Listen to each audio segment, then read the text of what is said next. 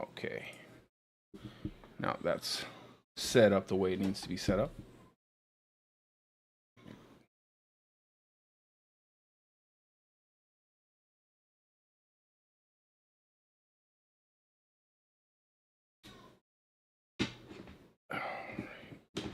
Let's get some leveling done.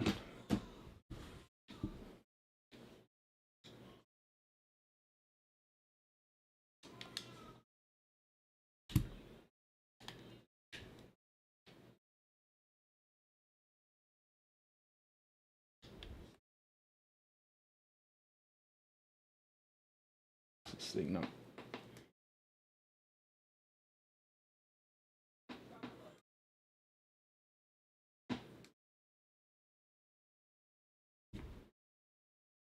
What's going on with my hill here?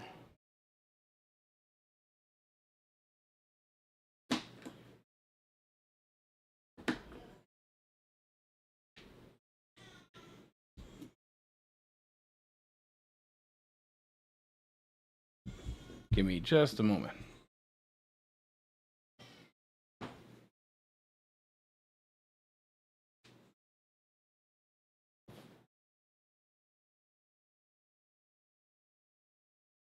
Trying to fix something real fast.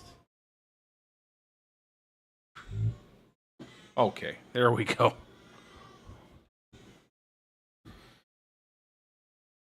All right, back in business. All right, so we got to level up this character. Finish doing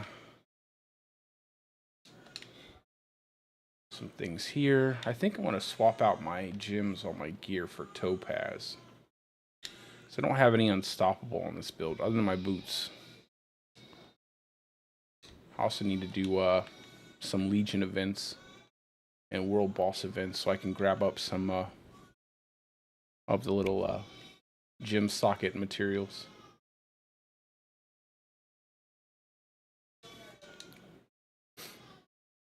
Let's go over here.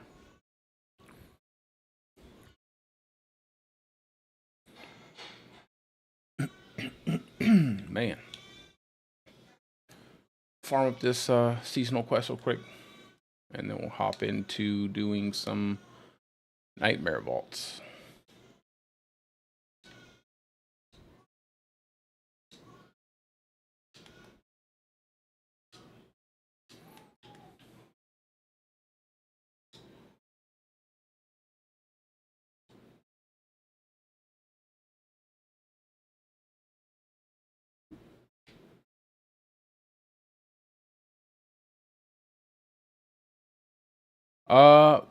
For Druid, probably the best builds right now for Druid would probably be like any Lightning Storm build where you have a lot. Well,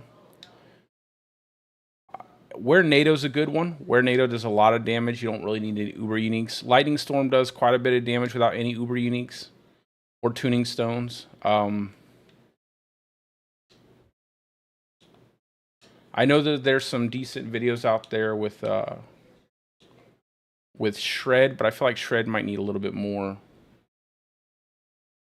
Except the spear. Oh yeah, so yeah, definitely. I would say just do some just Lightning Storm Druid is fine this season. You could run Shred builds that do quite a bit of damage. A lot of the builds you want to use when you're doing bossing, you want to use like Godslayer, maybe two-hand axe or something that gives you a lot of damage to healthy enemies to get those big numbers at the beginning of the fight to burn the boss down a little faster, stuff like that. If you don't really care too much about like thematic builds where you're kind of sticking to a theme and you're just going for like the best in slot, there's some really good like for instance my Uber Lightning Storm build, it uses a Harlequin Crest, the Tuning Stones. You also have the Ring of Starless Skies, and you can do quite a bit of damage with that. I personally haven't gotten those uniques yet. I've just been doing too many builds. And yesterday I took a day off. I was busy with stuff that I really couldn't do any kind of streaming or playing too much Diablo 4.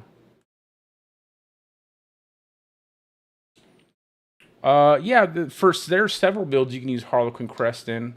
If you're looking for bossing, probably start off with a Godslayer crown. Probably a Godslayer crown. If the fight lasts longer than the Godslayer crown proc, you can just swap out the helmet into Harlequin crest. I do a lot of. I'll do helm swapping if the boss is more tanky than like a quick kill.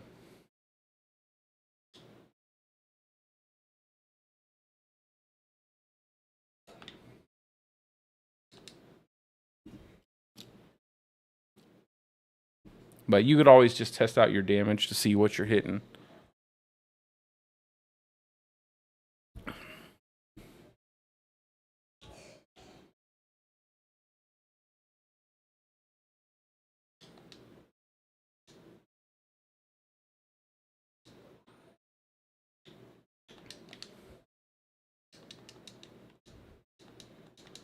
I'm just trying to level up this new build and see where I can take it. I have some ideas here, and I think it's going to be pretty good. Just need to remember where I want to go in my boards. I think I'll go out here first and then come back over here and go out there.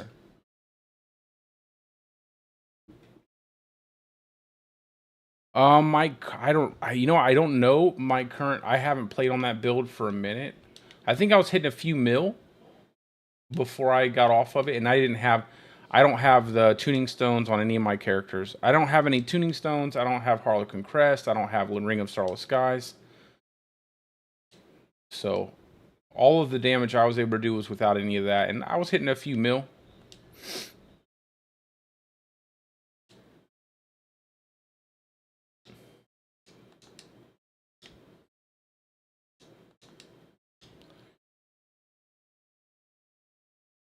Yeah, you should be able to get a pretty decent amount of damage without all of the uber uniques and stuff, though.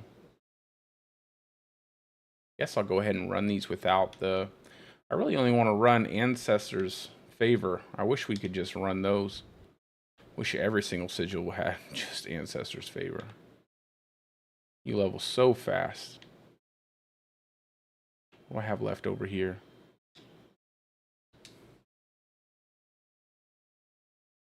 Right now I'm making a dedicated companion build. And then I'll probably start working on like kind of fully, fleshing out all my builds. I also have to work on my hardcore character for this week. God only knows when they're going to release leaderboards. They're going to keep getting trolled every time they do some silly stuff like they did today, where they posted a date and then they subsequently removed the date, unfortunately.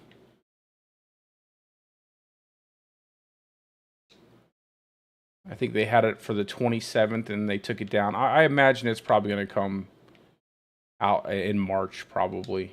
I would suspect it. I mean, Last Epoch is coming out on the 20th, and that a lot of content creators have generated a lot of hype for that game. I wouldn't imagine they'd want to release it like only a week after. I would imagine they're probably going to look for sometime in March, like early March. If I was a betting person and I was trying to myself release content like that where I wanted the most people to play it, I definitely would not release it 1 week after Last Epoch comes out. I'd give players at least 2 weeks to kind of like digest some Last Epoch, see where they kind of fall in line with it. It won't take too many dedicated players that long to bust through the content Last Epoch probably has.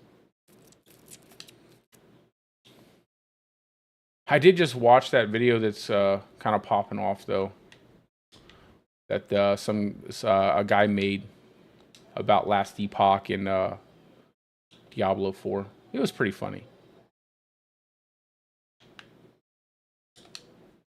Let me go over here, pick this obelisk up.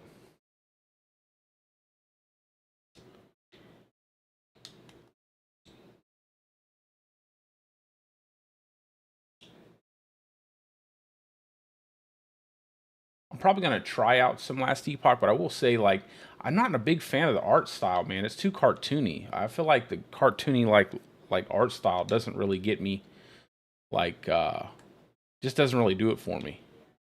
It's like it's the reason why I didn't like Torchlight. Like, Torchlight is too cartoony. I like Diablo because it has a theme, like a darker theme. I'm interested in, like, PoE 2 because it has that darker theme. Last Epoch just has like a really cartoonish look. Especially the Druid, I think. I've seen some gameplay with the Druid bear. It looked kind of cartoony.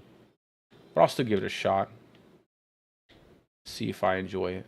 What is this dungeon? Vault of Copper? What do I have? Always the Vault of Ink.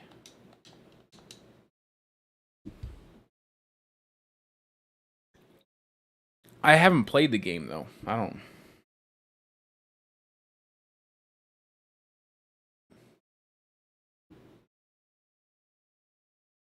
Oh, I'm doing it for fun. I do all my content streaming for fun right now. I mean, it sounds nice that I could be able to make a living, like a significant living off of it. It definitely sounds like a lot of fun. I really enjoy the community aspect of it. Like, money's nice and everything, but I really like to talk to people. That's probably what I enjoy the most about it. And so, like, if the chance ever came around, sure, I would love to do it, like, as a full-time thing. That would be my primary source of income. But right now, I'm just kind of doing it for fun and enjoying the ride. Like, as my channel grows and I meet more people, it's what I'm more interested in.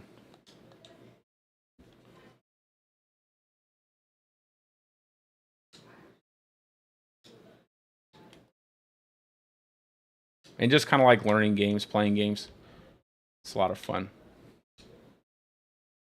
It's definitely a lot funner to play games when you're like talking and you have a community of people and you're making stuff for like the game and really engaging with people who enjoy the game. Like, I'm not big on like talking about games I haven't played yet. I don't like to like give out my opinion on things that I haven't actually, participated in.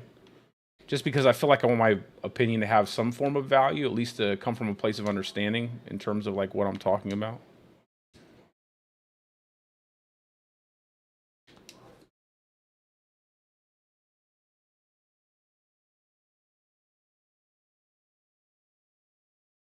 Yeah, I recently hit 1,000 subs. So I was really happy with that. And I get a decent, I'm pretty happy with the amount of views I get on my videos. Obviously, I get way more views most of the time than I do have subs, which is perfectly fine. I mean, that's the nature of the beast. But I'm more happy that I just have people coming in when I stream and I can have good conversation, that we can enjoy the game together. And that, it's just fun to do this more. Content is, I really enjoy making the content. I really enjoy making the videos and the thumbnails, stuff like that. So it's been a big learning process. It's like learning everything as I kind of go, kind of figuring it all out. But it's been a lot of fun.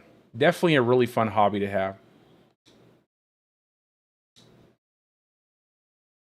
I'm trying to work on this build.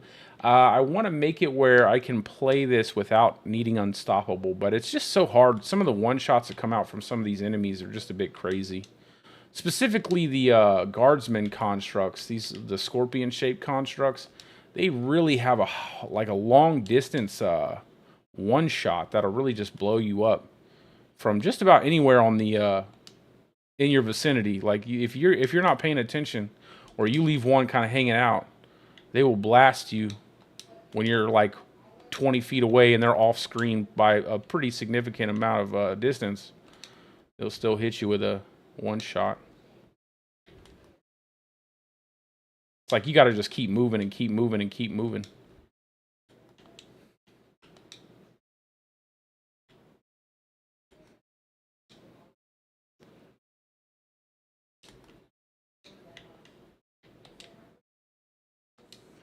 This might be a little too high, like for what my current level of defenses, but I feel like my damage is good. It's just whenever I can't get the reset on my creeper, man, it takes forever.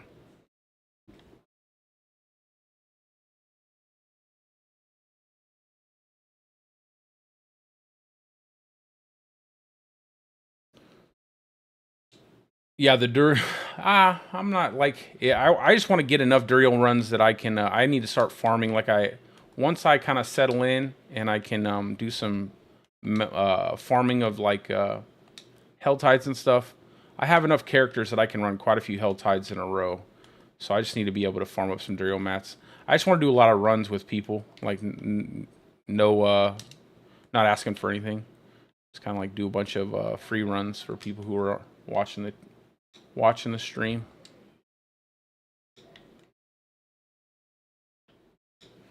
Yeah, I really like this setup I have here. You just got to be very careful sometimes. You just got to figure a way not to die. I'm almost wondering if I should take out Trample and go Debilitating Roar for my Werebear just so I can proc my Bestial Rampage. I feel like that might be a lot better. But I do like Trample giving me the Unstoppable. I don't know. It's hard to determine quite yet because we're not quite at the end game where we're fighting. I don't think for bossing, just for high tier dungeons, like anything 90 plus, which doesn't even matter because you can get tier 100, tier 925 gear pretty easily from doing 85, and even lower than that, like 75, you get quite a bit of 925. I always like to make sure everything's pretty survivable.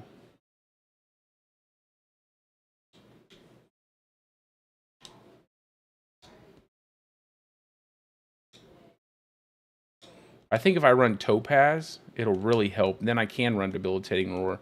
Because I have damage reduction while healthy on my gear. And if I run Topaz, getting CC'd will mean that I have a ton of damage reduction. Should give me enough time to pop Debilitating Roar. And I might only need the Unstoppable if I become injured. Which will be another, which I have on my boots, the eluding aspect.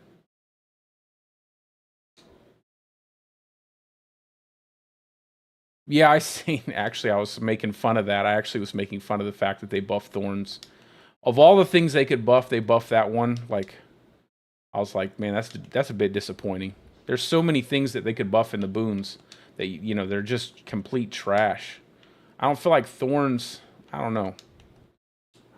It's a popular, like, play style, like, just like Companions are. Like, it's fun to experiment with builds like that, but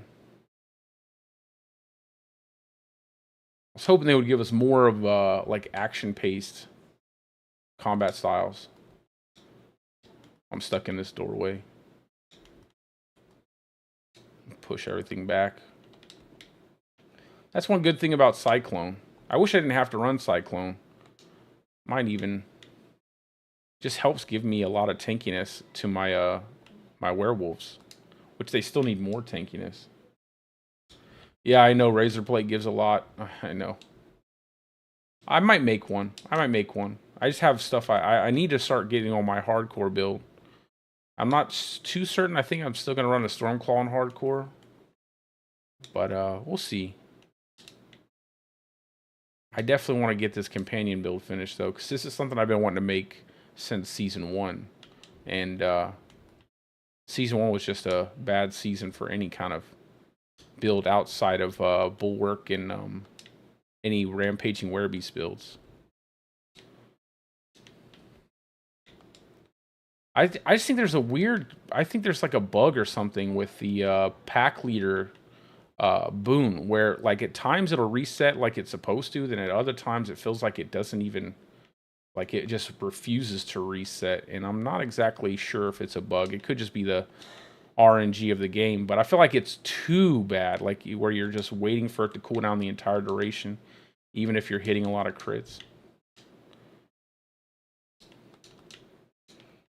I'm going to test out a lot of different glyphs too. I'm trying out Bane here. I'm trying to stay really focused on companion stuff, so I'm trying to stay away from anything that really involves my character dealing damage, other than my companions.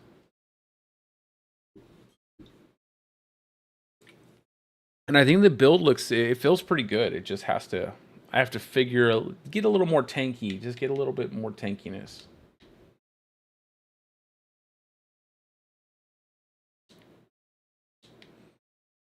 I would like to get an amulet with companion skill damage. I got all companions and Invenom, but I like all companion skill damage in the Wild Call or whatever, something like the one that gets multiplicative damage, Call of the Wild, to your companions. This would be like 60% multiplicative, and then I have the ranks, 3 ranks to all the companions, and then on top of that I would have companion skill damage, and that would really buff up my companions quite a bit. Like, my werewolves are hitting pretty decent. I think we can build out something really good here.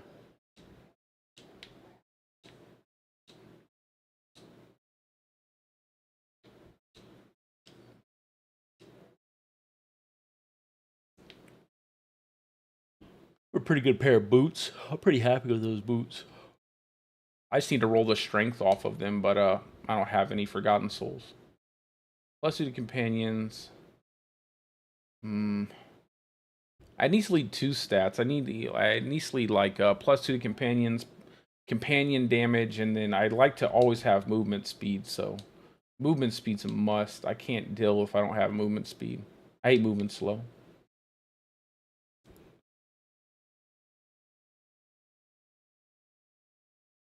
Yeah, Lightning Storm crits all the time. Yeah, Lightning Storm, it just doesn't overpower. Because channeling skills don't overpower for some strange reason.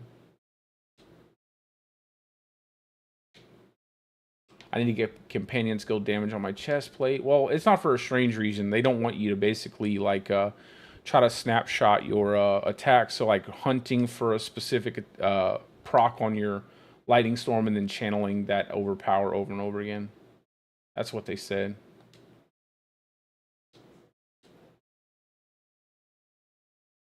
Anyway. Okay. I'm also trying out poison damage. I want to see how much you can scale out poison damage and how much it will actually affect your Bane, be affected by Bane, the Bane glyph. Okay. Actually, we got a copper. I think copper is the one that's yeah, it is. So we'll go ahead and do that, and then we'll use that ancestor's sigil.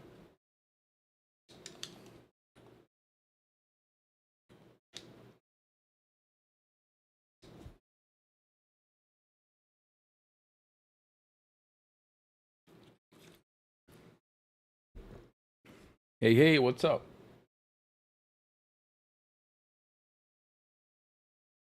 No, no, Frank. This isn't the Claw Druid. Well, technically, every Druid build is the Claw Druid because it's like the best in terms of lucky hit and like resetting things. But no, this is a companion build.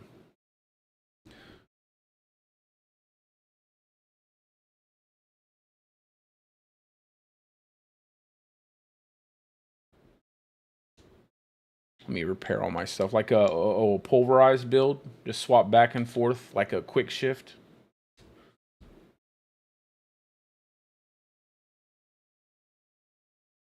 That could be pretty good. You could probably use like you could probably do like a Tempest Roar and then like swap to Werewolf when you use your lightning and then swap back with quick shift so you get like a massive pulverize. That would be pretty cool. You could like stack out quick shift. You get all your passives down in your ultimate skill tree. That'd be pretty neat actually. I think you could probably hit pretty hard with that.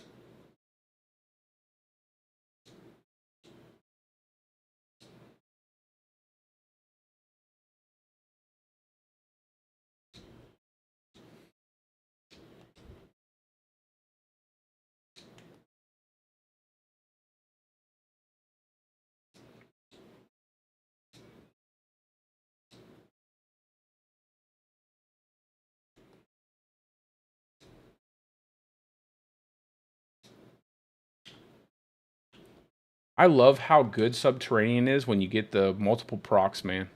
Like I said, it just feels weird because I feel like it's bugged sometimes. Like it just never resets. There's no way you can get constant resets and then suddenly it just stops resetting. I feel like there's something happening. Like, there has to be something. Outside of just normal RNG. Yeah, I feel like my werewolves are definitely putting in work.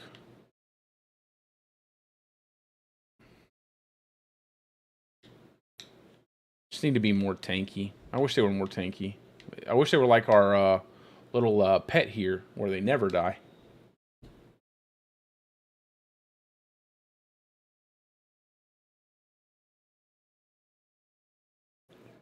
Yeah, most builds are using Werewolf because they get that nice sustain out of the Lust for Carnage legendary node. You get a lot of resource return on your crits and stuff, but it doesn't really matter. Honestly, their Human Lightning Storm is so good because you have your pet now and you can get a lot of resources off your pet as well as the Ring of Starless Skies. So you can definitely go Harlequin Crest. I have a Human Lightning Storm build I made at the beginning of the season. And then I also have a link to the Uber version of that build. But yeah, I mean, it's been really good all season. I'm glad that other people started making Human Lightning Storm build videos just because I feel like it gets boring playing Werewolf all the time. Like, it seems like all you can do is play Werewolf and then Werebear gets pulverized. And then Human has nothing and then you're kind of just playing Werewolf builds the whole time. Even Trample Slide is basically a Werewolf build unless you want to go around the reset with Crone Staff. We need more variety. More variety. But yeah, it's all up to you. It's all up to your choice of playstyle. You can use a human version. You can use a werewolf version. Yeah, see, this is what I'm talking about. You don't get no reset on your Subterranean. It's crazy. And then suddenly you start getting a lot of resets, and then you're getting like randomly out of nowhere. You just won't get any reset. Could just be the RNG.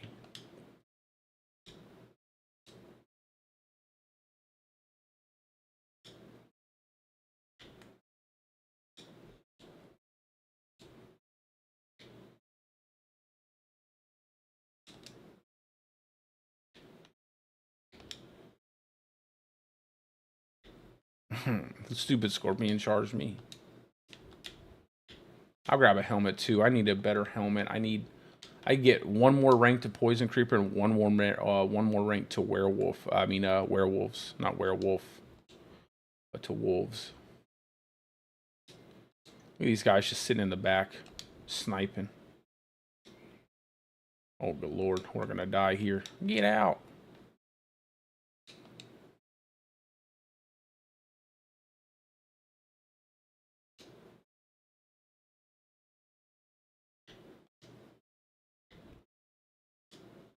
I think we can definitely get far more damage on our wolves.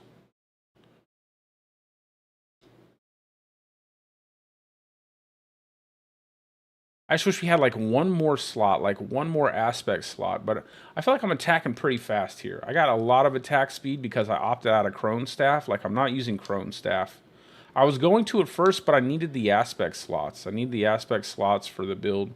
I couldn't afford to use Crone Staff. So what I did was just use regular Claw, and I'm just jumping the lucky hit up as much as I can. And one of the good things is I can use the Tectonic Glyph to get that 20% lucky hit chance. That's going to be pretty nice. And the attack speed by using one hand is so much faster than two hand that I don't really... it's almost like when I get that proc off of Bestial Rampage, it's like I'm using last season's attack speed. Not quite as fast, but definitely feels pretty fast. Like, I feel like I'm hitting pretty fast.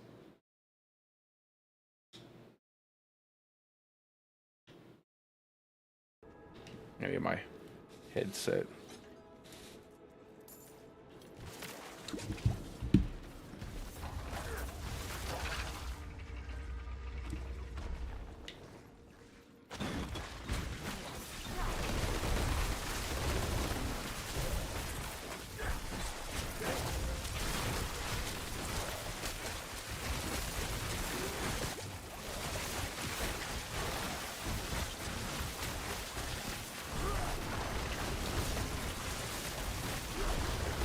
It's like right there when you're not getting those procs and then suddenly you're getting a lot. I'm getting them over and over again.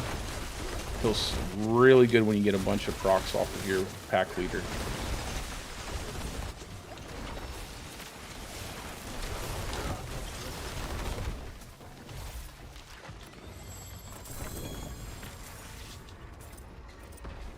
If anybody wants to level at all, you guys are more than welcome to join me.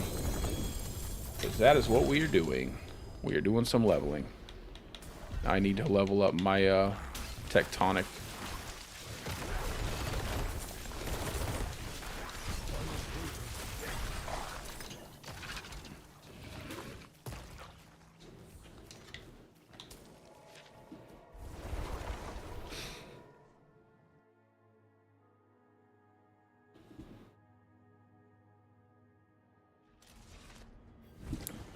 All right. Let's get rid of this stuff. Now I'm getting these aspects all the time. It's taking me forever to get one of the Bestial Rampage aspects. Oh, what's up, Harry? I'm still, I'm leveling up my, companion build, my dedicated companion build.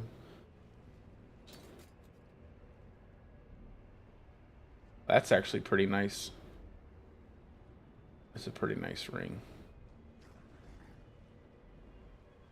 I like that it almost has max crit chance.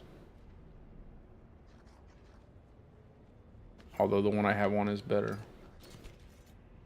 I just have to get a lot more Forgotten Souls.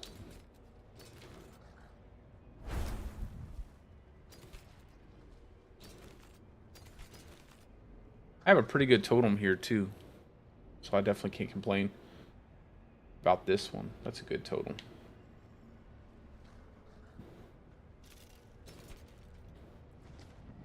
And I can even run a Harlequin Crest on this build. I would just have to take off the aspect of might. I don't know though. I really like having that extra basic skill attack speed. But it might be worth it just for the extra points into the companion skills and the damage reduction.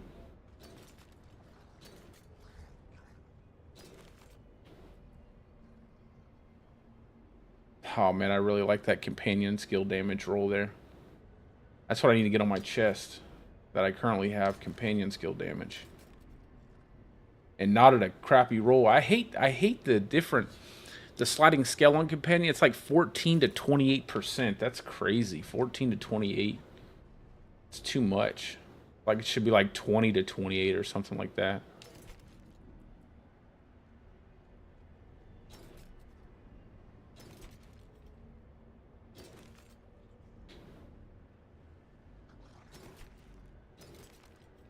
All right.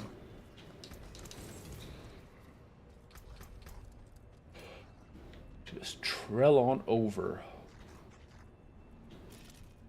I probably won't leave Outmatch here. I'll probably use something different. But for right now, we'll just leave it there.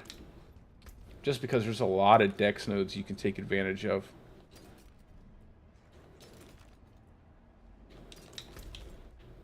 Let me go turn this in real quick.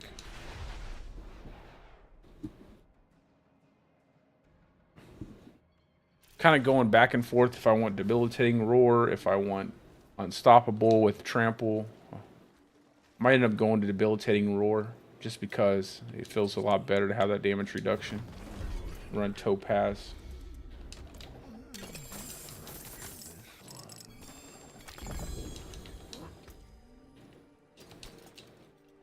The sacred gear you get out of using a Tree of Whispers.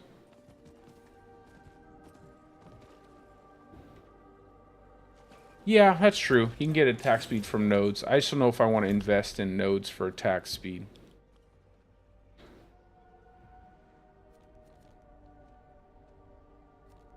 Let me see. Just going back into the dungeon.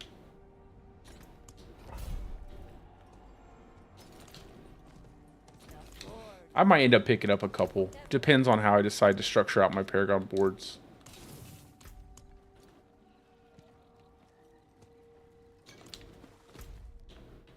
Let's see. Where did you go?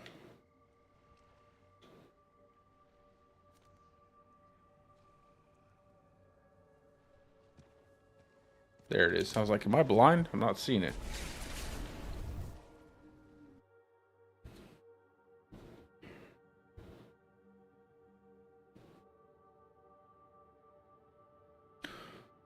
It depends on what you're actually doing. Like if you're using Nature's Fury in your build, you should click it. If you're not really using Nature's Fury and you don't really have to worry about procs, I don't think it matters too much.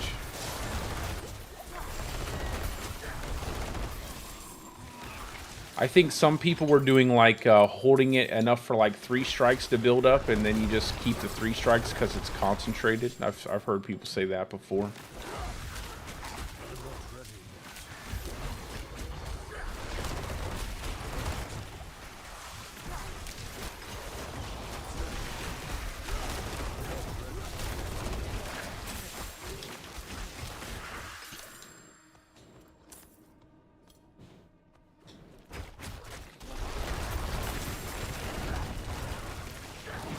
Oh, I shouldn't have done that. I feel like Bestial Rampage is a little awkward when you have to like wait those extra seconds while you're in Werebear form and you can't really do anything because if you shapeshift out, you won't proc it. Just a bit awkward. Ooh, nice. You gotta love the Conduit Shrines when you have the Ancestral Shrines.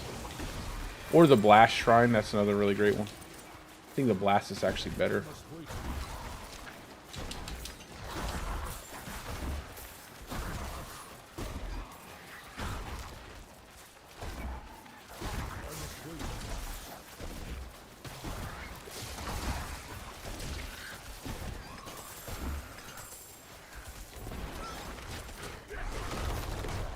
How many more shrines do I have in here?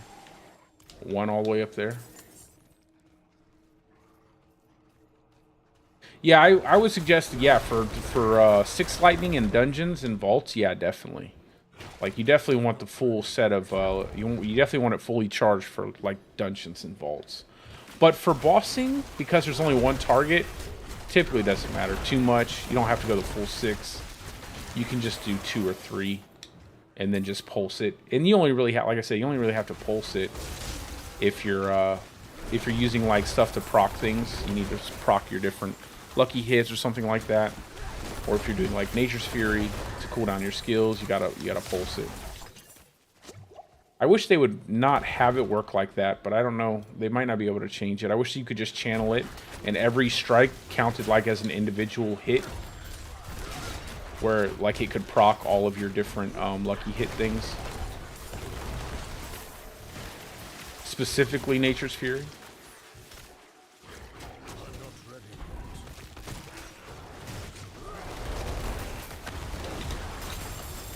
Oh. Thank goodness for that damage reduction while injured. Yo, did you see my werewolves just whiff that hit? That's so strange. I feel like the werewolves need to be like looked at, kind of tuned up a little bit. Seems like sometimes you cast your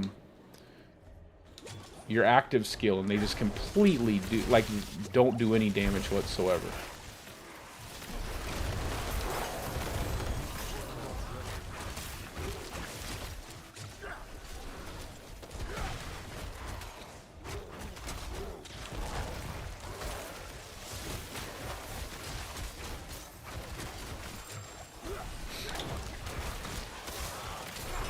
Yeah, see, it's so hard to get that to cool down sometimes. And then it cools down immediately other times. So weird.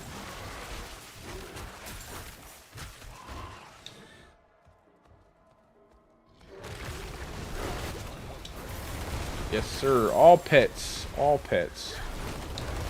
Nothing else but the pets can deal damage. Other than, of course, my basic attack. But that's not really dealing any damage. I mean, it's just there to reset with Pack Leader.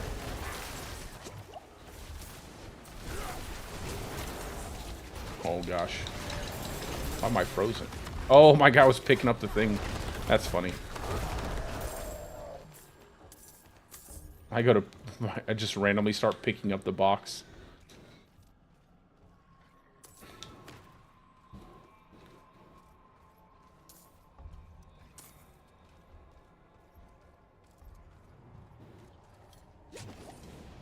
For what?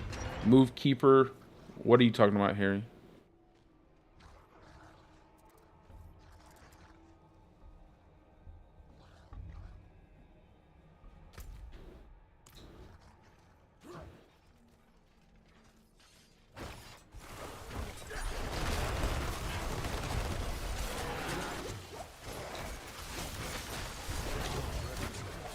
For what build?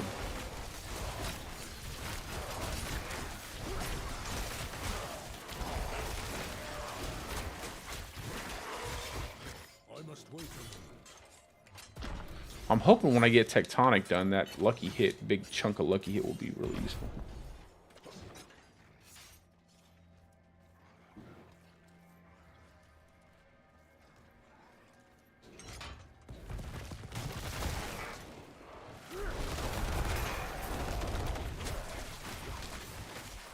I'm not using Lightning Storm.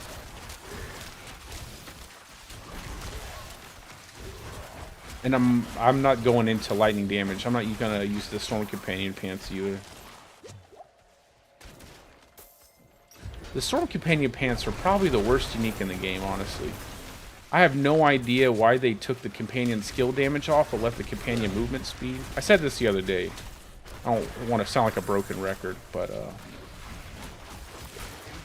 those specific unique pants just puzzle me. Especially when they updated them. Made me even more puzzled as to who's actually doing whatever they're doing with that unique. Yeah, but I didn't go lightning damage because it would basically fracture the damage pools in half. Like, I have to boost my lightning damage to make werewolf strong. I have to boost my physical damage to make everything. You know, it's like, I'd rather just stack out physical damage and call it a day. Like, you'd have to stack out lightning damage, physical damage, and you'd have to stack out poison damage. So if I can just stack out one form of damage and maybe get a little extra poison damage, I'd rather do it that way. Maybe if my companions actually cast Lightning Storm consistently, then I would be like, yeah, that's good. Gotta love this guy.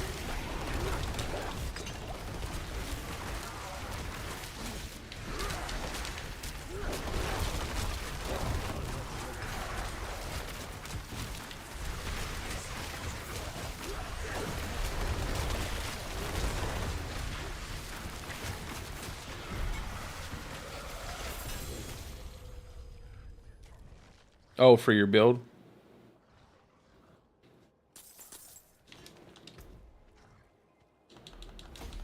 What build are you running?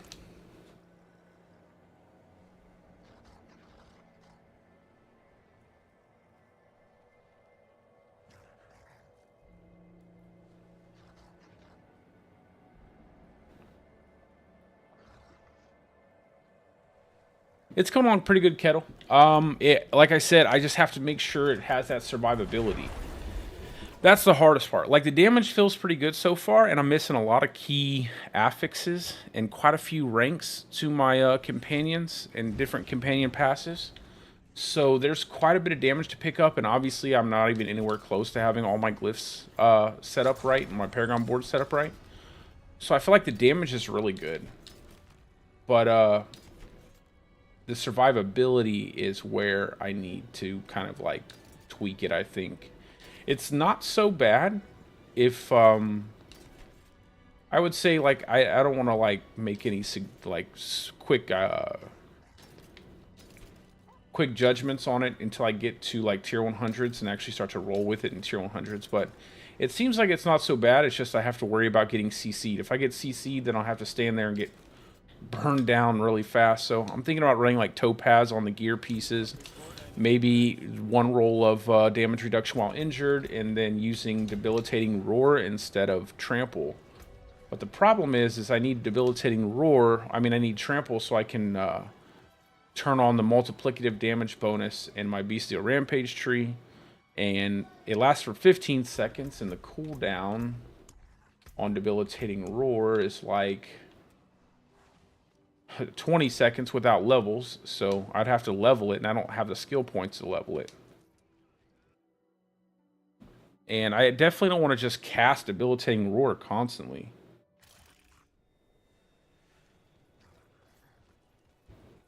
But I'd rather just, I don't know. We'll see. I'm just going to show you like the boss, the werewolves so far. They hit pretty decent.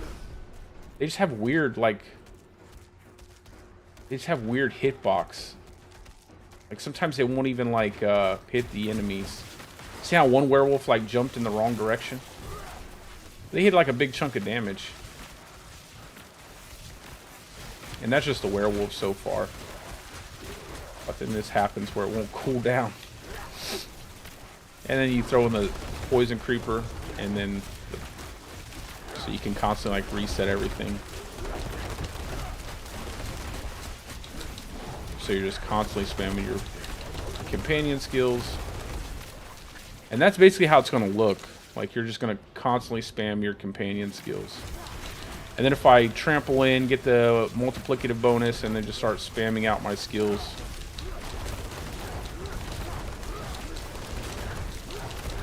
Seems like it'll do a pretty decent amount of damage. I just want to see how well Bane actually affects the poison.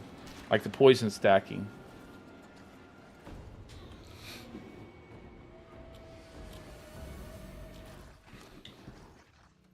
Because if it's useless, then I'll switch out of it. Yeah, that's true. I agree. But that's the thing. It's either you make it really broken by like bugging out, using a lot of the overtune stuff that you can use with it, or you just basically use it as a buff companion, which is what I expected, to be honest. But see, when the season first launched, I didn't expect it to be anything different, to be honest. Like the problem with, like I said previously, the problem is they released a season that the primary means of buffing the damage of your character or creating like a sidekick for your character was a pet companion, but they still haven't figured out a way to make pet builds and companion builds really useful in the game, right? So like, as you can see there, my werewolves kind of bug out sometimes. Sometimes the werewolves hanging out in the sky, so you know, things happen.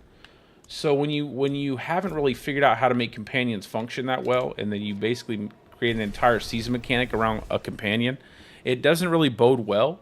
You have to basically intentionally let your companion attack things with like broken, like double dipping things to cause it to do billions or trillions of damage. But when you don't really have to, because you do so much damage, you don't want to wait for your companion to do it. So you're basically just turn your companion into a buff companion, and he just kind of runs around with you, buffing you the whole way through, giving you some crit chance, giving you all this extra stuff that you would normally have.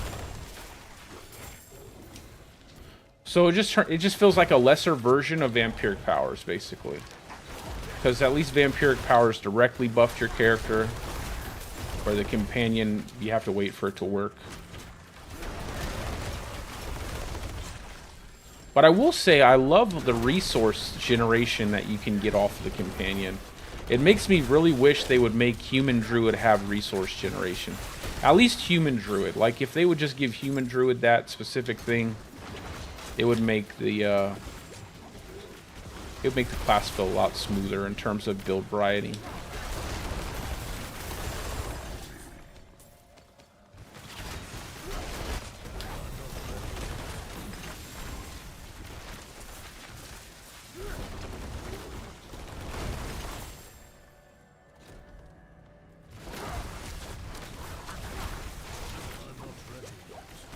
I also wish they would take out Stormwrath. I cannot stand any of these sigils that make you have to slow down, or this one where it teleports in front of you sometimes.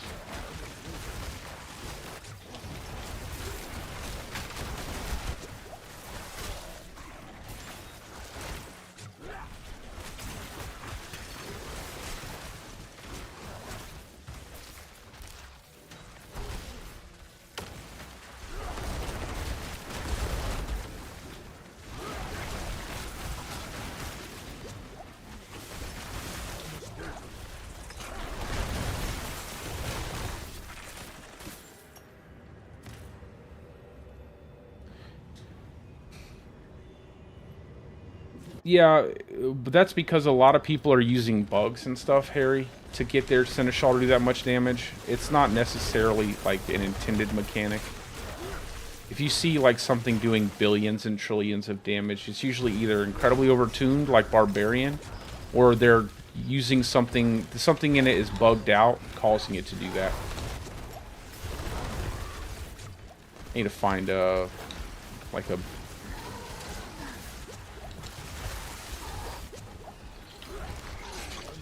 Let's go over here. I'll come over here to this.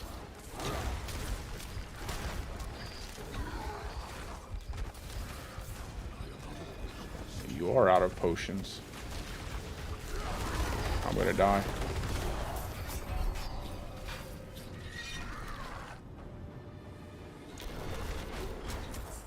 I wish I had more potions. I probably had at least a couple drop there. I should have probably went back in there to check it out. It's just annoying with this Stormwrath following you around.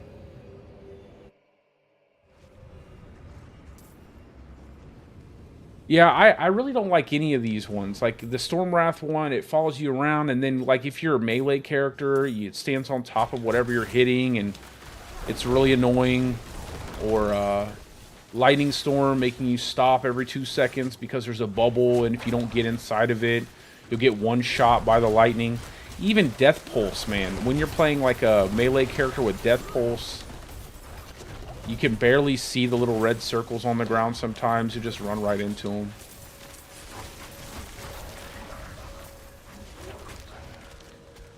I feel like they're just too much of an annoyance to really want to play all the time. Those sigils specifically. I feel like I could have killed the butcher there if I had have had more potions.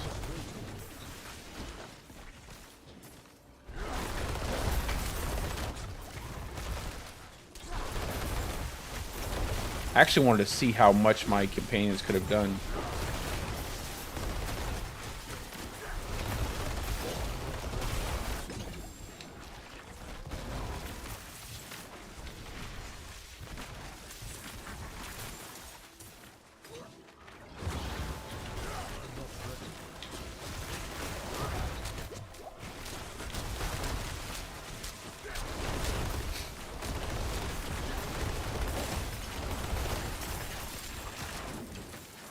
Get through that thing and make it stop chasing me.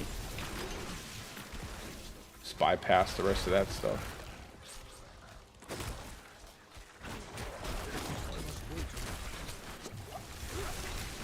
I think it'll be really easy to fight the Son of Malthus with this build. Just because that specific enemy tends to target my companions a lot more than like the Butcher does. Just depends on how fast he can kill him, which is probably going to be pretty fast.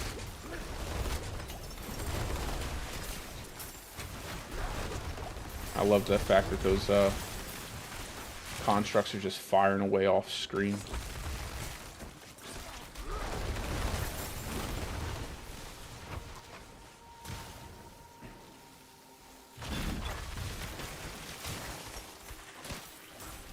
Yeah, that's cool, brother. You can come on in. I'm just doing some leveling. Everybody's welcome to come in and level a character or two. If you need more glyph XP as well. That's always cool. I'm already doing them, so if you got any ancestor sigils, that's always useful too.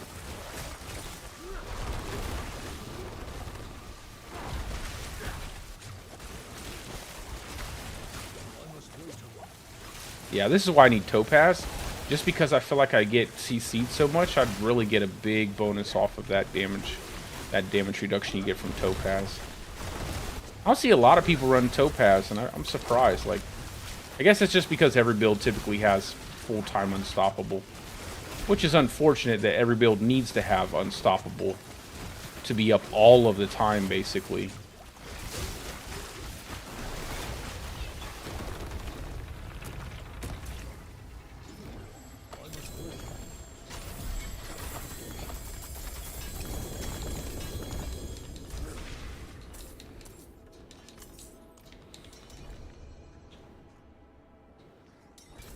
Let's see. Let's go ahead and get this 20% lucky hit chance. I wish we had more glyphs that gave crit chance as an additional bonus. I feel like the spirit glyph should give crit chance instead of like a multiplicative bonus. Although the multiplicative bonus is nice. We just have so many damage multipliers.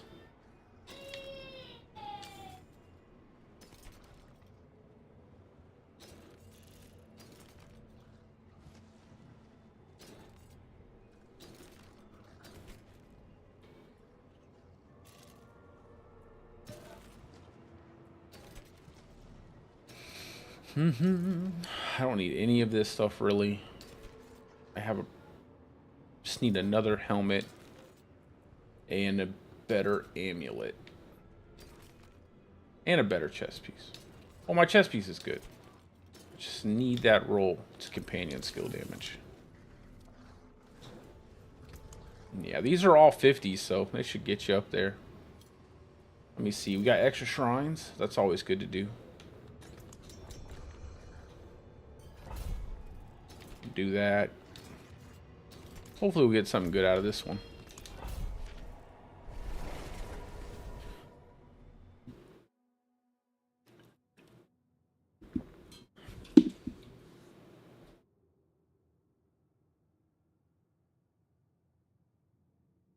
I would use Harlequin Crest for everything outside of quick bosses. Right? So, like, if you're doing, like, Duriel, or you're doing, like, Varshan runs, or any boss outside of, like, maybe Uber Lilith, I would use Godslayer, right? If you're doing any other content, you'll get more consistency out of Harlequin Crest in terms of damage. You'll get a big jump in damage every now and again when you use Godslayer, but after that buff is over, it's going to be relatively useless as a helmet. So you'll see this big, massive influx of damage every now and again, and then it won't work at all. And then this big, massive influx of damage, and it won't work at all. So I would say Harlequin Crest for everything except for, like, bossing. And then even then, like, with the Uber Lilith, she has multiple phases, so you could probably, like, swap helms and stuff like that. But I think Harlequin Crest will give you that extra damage you're looking for, as well as some damage reduction. Like, that's what I like about it. It just kind of covers a lot of things. Gives you extra damage, gives you damage reduction.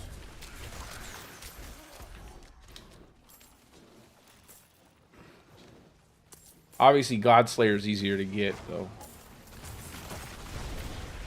I just think people like to use Godslayer just because they see bigger numbers every now and again.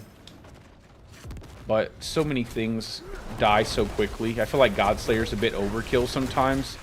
And if you use Harlequin Crest, you'll just have a better time overall, because you'll have that big 20% damage reduction that you get. And then if you run any of your defensive skills, they'll be even stronger. Like, say you have Debilitating Roar. You get 4 ranks to Debilitating Roar, you're cooling it down even faster. Your Earthen Bulwark, your barrier is going to be so much bigger. There's so many things you get from Harlequin Crest that you just don't get from Godslayer.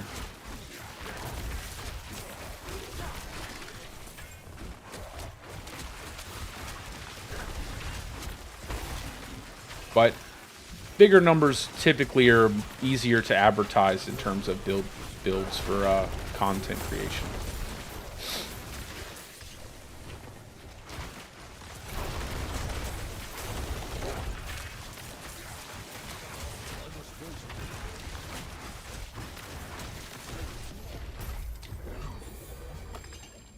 Just do that for the XP. But typically, you know, there's really no, like, one helmet that you could run all the... Well, there really is. You could run Godslayer all the time.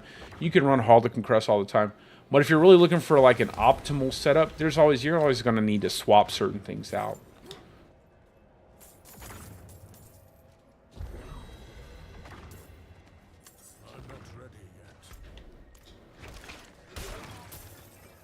I'm coming.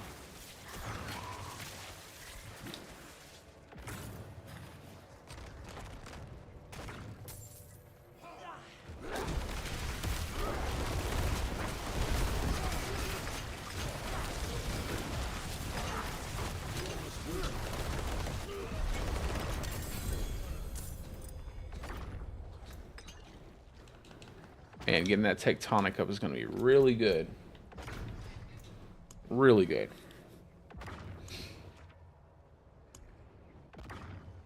I'm not sure if I want Constricting Tendrils. I'm not certain what I want.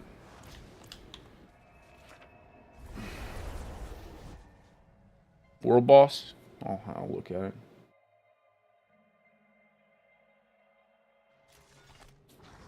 How soon? 7 seconds? You saved my life. Let's go over there. Because I do need more of these socketing materials. If they don't have it dead by the time I get there, because you can't sprint in town on your horse. What a great idea that was.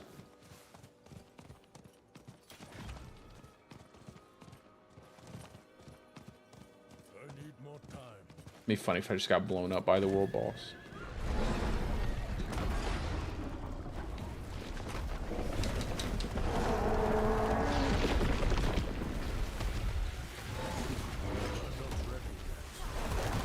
I wish these were so much harder. I wish they were like really difficult. And they gave like a big reward or something. Because these bosses look so cool. They have some really good bosses in the game. They just really don't do much in terms of damage.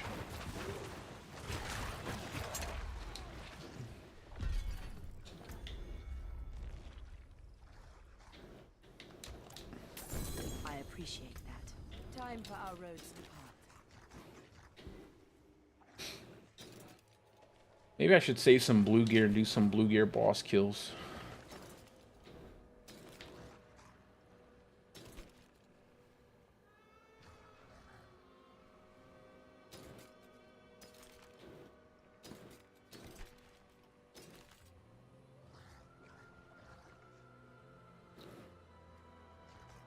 It's not a bad pair. My pair of pants are better.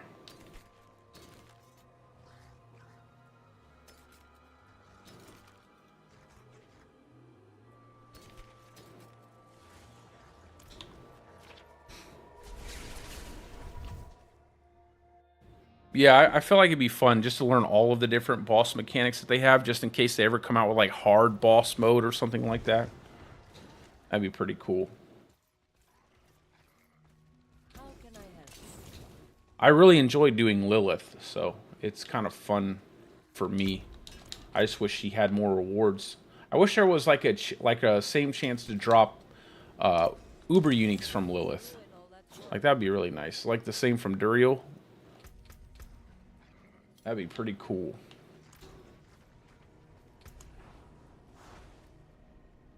Extra shrines. Extra shrines. I'm just going to go over here and grab my Tree Whispers real quick.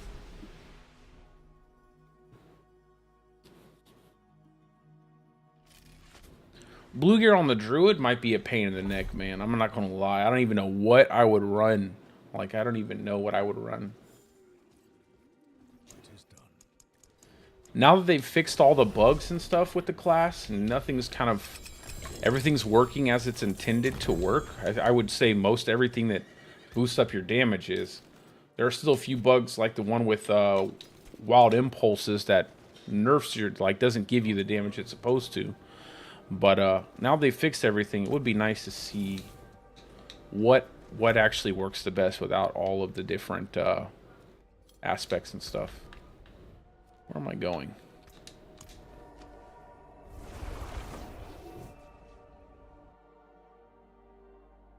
Yeah, I definitely don't want to...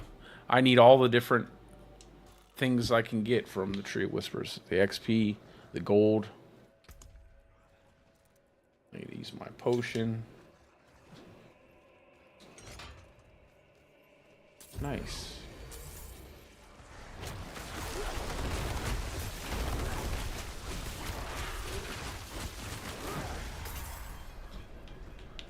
Let's go the other way.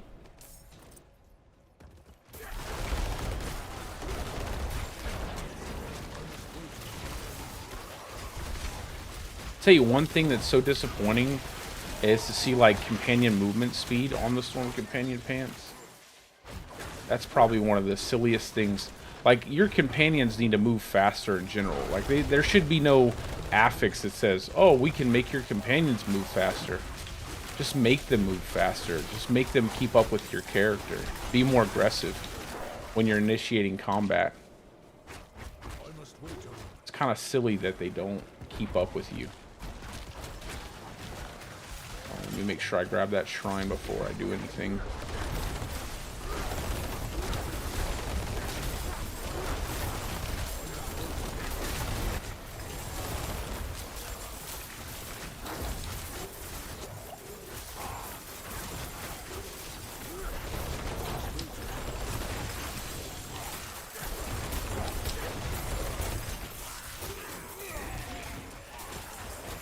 You gotta love how they give you thousands of gold, these little treasure goblins.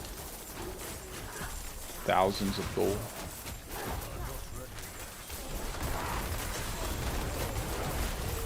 Oh, that's a...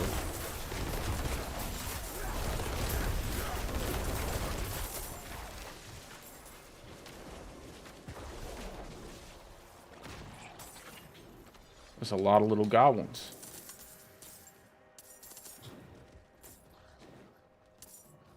This definitely needs to be like millions of gold. Or at least 100,000s. Like in the 100,000s. That'd be nice.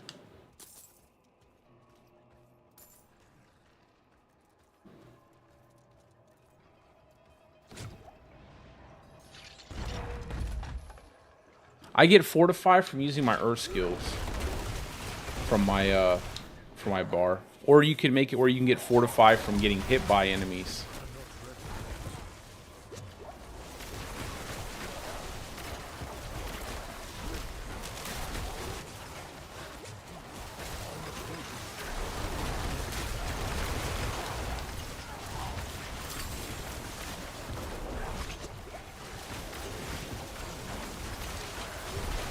Dude, I really hope that lucky hit helps reset this pack leader.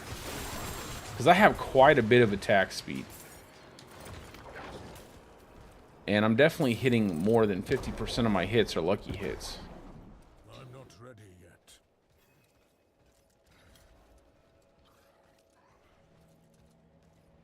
Slay the vampire lords.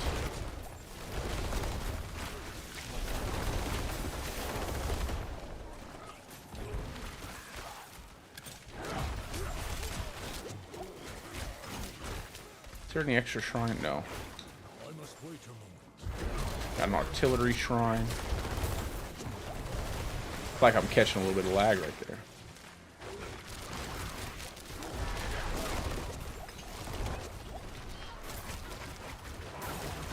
Hey, I'm attacking fast enough to bug it out. Look. It's bugged out.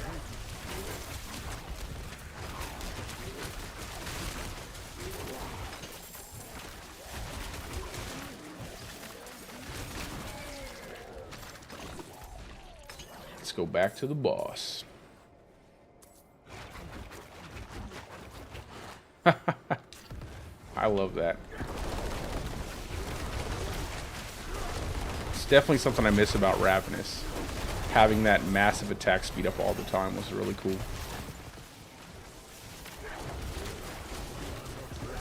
Really made you feel like you're a werewolf. You know, it really felt like that should be how werewolf attacks.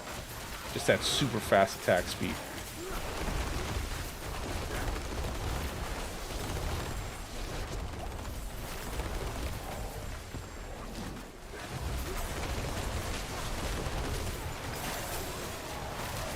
I don't even know what's going on in all this chaos. So much chaos.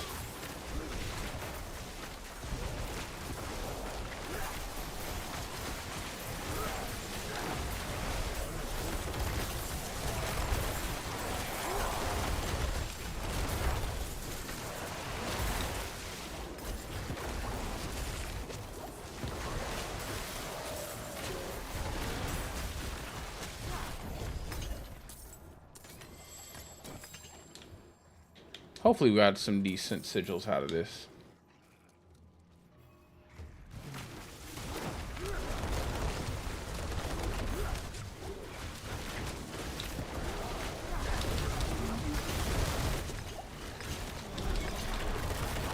And he's dead.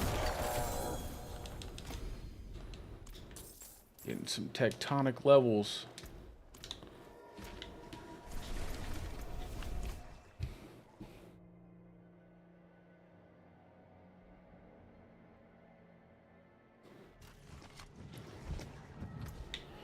All right.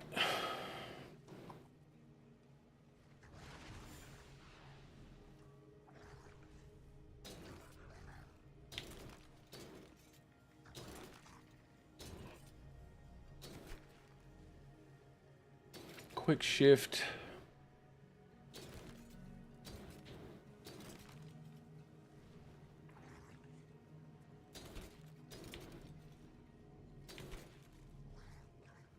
Nice. Companion skill damage, but missing everything else that I need, unfortunately. That would have been nice to get a good, solid companion skill damage roll. If I could get 28 on the necklace and 28 on the chest piece, that'd be great. I highly doubt I'll get that lucky, though. That's definitely usually not in the cards for my gear drops. There's usually always one or two pieces that have just a few really bad rolls for my build.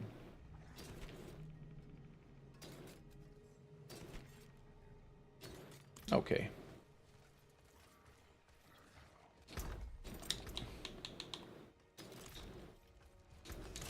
Come back if you need the forge. I should probably start selling all my gear, but I just have a habit of destroying everything. Let's see. Thorns, no. I think these are a bit too high. Anything in the 60s, I'll probably just get blown up in.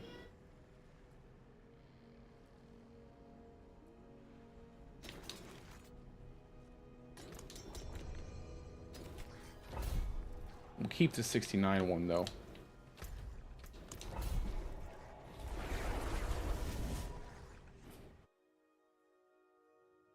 I'm sure you don't typically get Fortify for killing enemies drink. But there are different ways you can build Fortify. I'm pretty certain there are some things you can use that where you can actually build Fortify.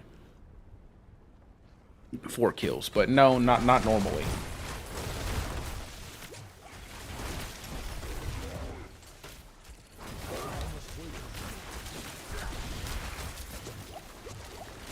At least not that anything I've noticed. First a little... There you are. Get out of here, bro.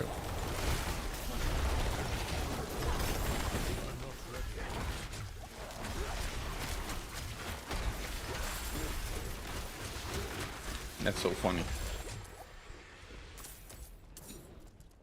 Grab the gloves.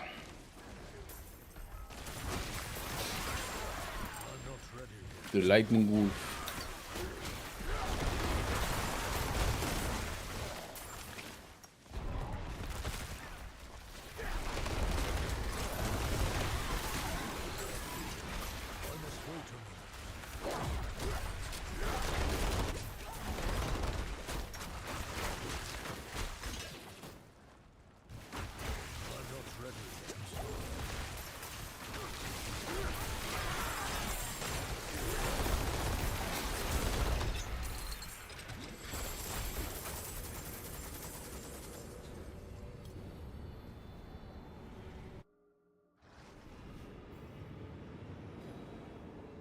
Okay, that sounds good. Go ahead and add them to the chat, and I will, yeah, throw their stats up there, and I'll let you know what I think. If it's a weapon, whatever one is 925. If they're both 925, then go ahead and throw them up there.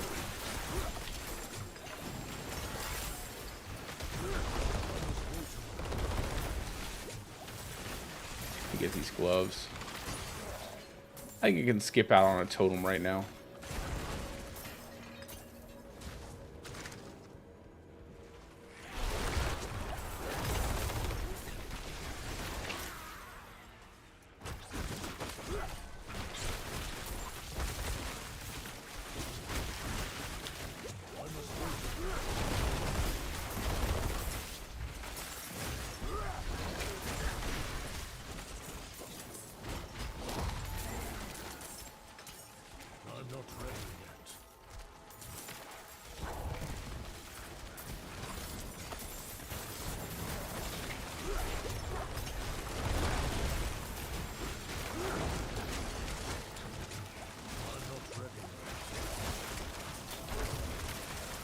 Trampoline. Got one wolf out. That's all I've got.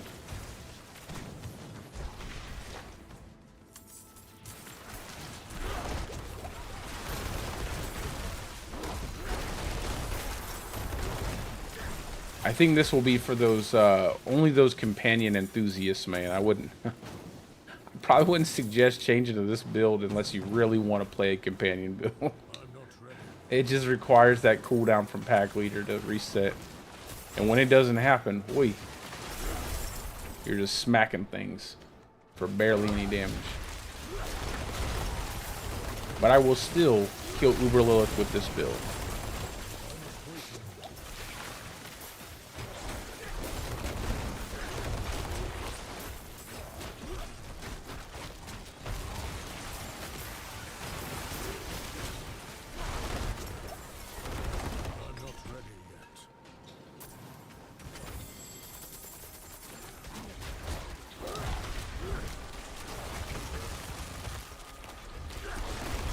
I just gotta wait that little bit of time before I can use my skills. Just so that way I don't get I get that proc off of Bestial Rampage. I'm not ready yet.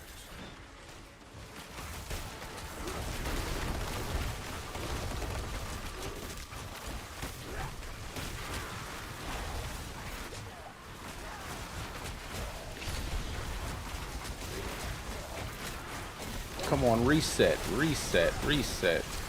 There we 3 seconds left at reset. There we go. Give me all the resets.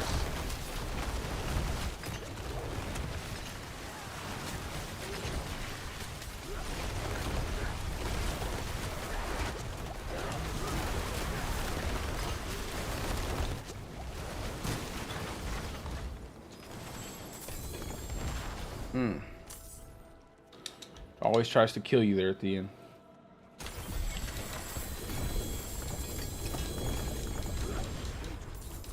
So we'll see how much this actually helps this 20% when I get it.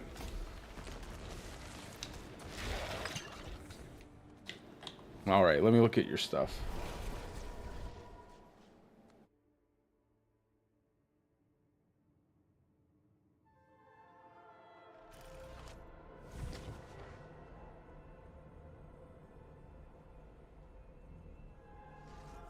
I would probably just go for the 4 ranks to Lightning Storm than the 3 ranks.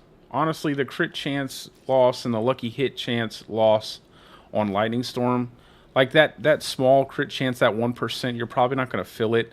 The lucky hit on Lightning Storm is really low. It's like 12% chance, so you won't feel that loss either. But you'll definitely feel the damage you gain from having that extra rank in Lightning Storm. So I'd probably go with the one that gave me more ranks to Lightning Storm.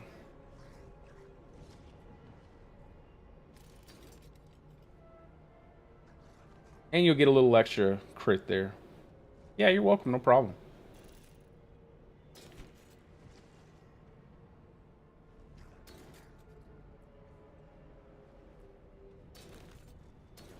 I think I might actually not even, you know, I might actually test out my Lightning Storm build without Lucky Hit, just because it doesn't scale super well. I like it to have Lucky Hit, but yeah, no problem. I'll just go around the the overworld, do some stuff. I wonder if you get more out of a different stat on your rings and stuff than Lucky Hit. I think just having that big bonus when you get the ascetic wraps is fine.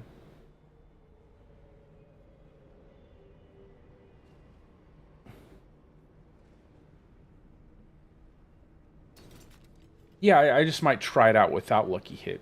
I might see what it feels like without the Lucky Hit chance. Because the Lucky Hit chance doesn't scale additively like crit chance does. It only multiplies the amount of Lucky Hit you have on the skill. And Lightning Storm only has a 12% chance to Lucky Hit. So you have to stack quite a bit of it to get it a little bit higher. And I don't know if it would be worth doing. I kind of want to go back and kind of just recheck everything to make sure I'm getting more. Well, that's the thing. It's like some people stack it. Like I typically like to stack Lucky Hit, but I don't know. I don't know if I'll stack Lucky Hit. I might go back and not stack Lucky Hit and see what it feels like before I do my Uber version of my Lightning Storm build. Once I get the Uber stuff, then I'll try it out. But I mean, most of the damage you get isn't that big of a deal anyway. Like the additive damage, it's not like giving you massive changes in your damage.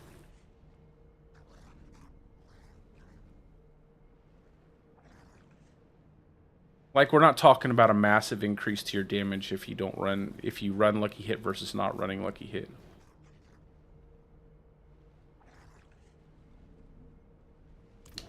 Like it's not something that's going to make you go from like 1 million to 2 million or something. You might get like an extra couple thousand damage, or maybe, you know, 10,000 extra damage or whatever. It's not going to be anything super crazy. All right, see you later, brother. Have a good night.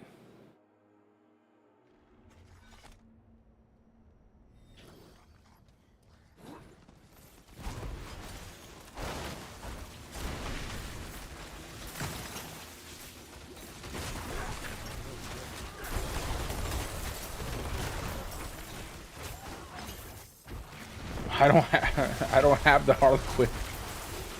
I don't have it. I would sell it if I had an abundance of them, but I don't even have one.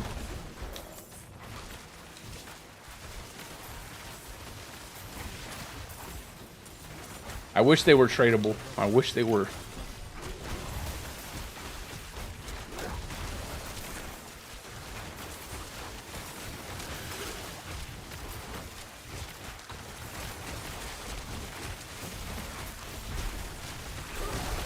Yeah, that electrocution glyph is so good. Just that multiplier you get off of it, 20% multiplicative damage is insane. It's like, where do you get that much multiplicative damage from? Anywhere else? Other than like maybe a gear piece or something like that.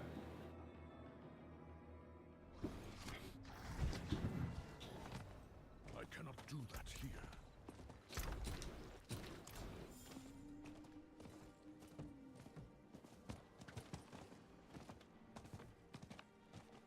It is done. Oh, your electrocution glyph. Your damage. So multiplicative damage will basically multiply your damage out. It's basically a flat increase to your damage, right? So it'll increase your damage by a significant amount, where additive damage doesn't really increase your damage by a significant amount.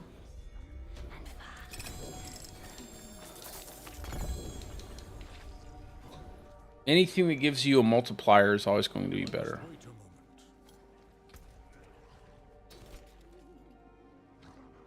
Well, I guess that would depend on how big the multiplier is, but typically, generally speaking.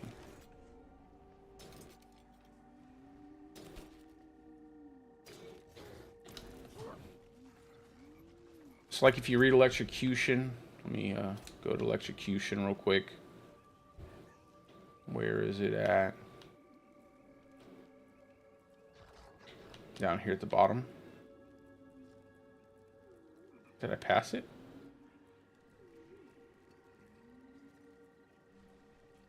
There it is. Okay, so it says enemies damaged by your lightning bolts or dancing bolts take 20% multiplicative damage, increased damage from you for 5 seconds. So any enemies that get hit by like lightning dancer bolts or by lightning bolts that are coming from some of your passives or like rune workers are then going to take 20% multiplicative damage. So it's basically just going to increase your damage by like 20% towards that enemy. Same with Spirit. So like you have Spirit here, it says critical hits.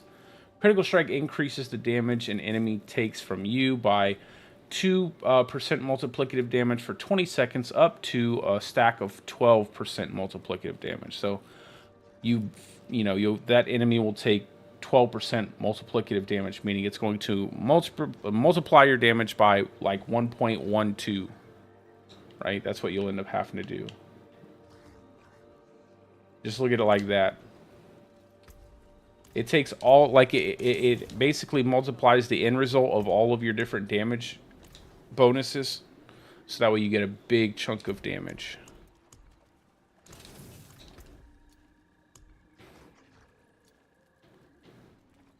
That's why everybody runs Tebow's Will.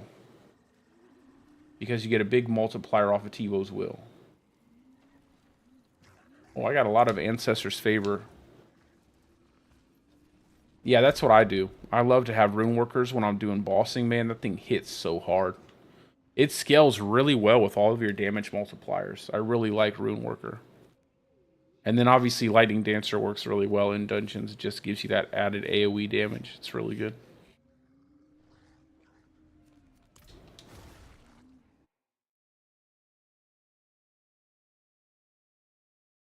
Yeah, no problem, brother.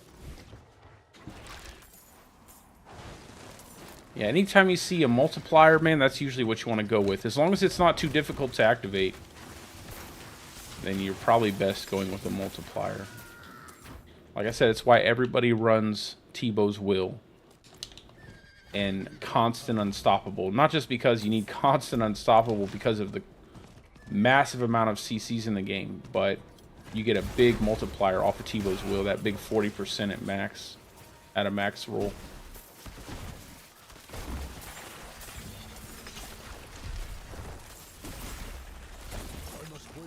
No, you can chat wherever you want, my man. I'm looking at both.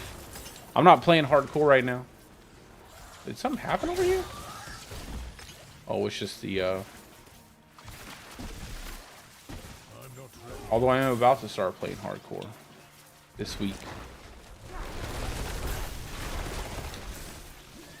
Oh yeah. Let me just pick up this Malphus real quick so I get the Tree of Whispers. By the way, if anybody wants to jump in, you're more than welcome, guys. You're more than welcome to jump into the party. My battle tag is in the description of the stream. And we can get some levels together. I do not mind carrying you as long as you, you know, have access to the content. If you need help with the capstone, maybe we can do that later.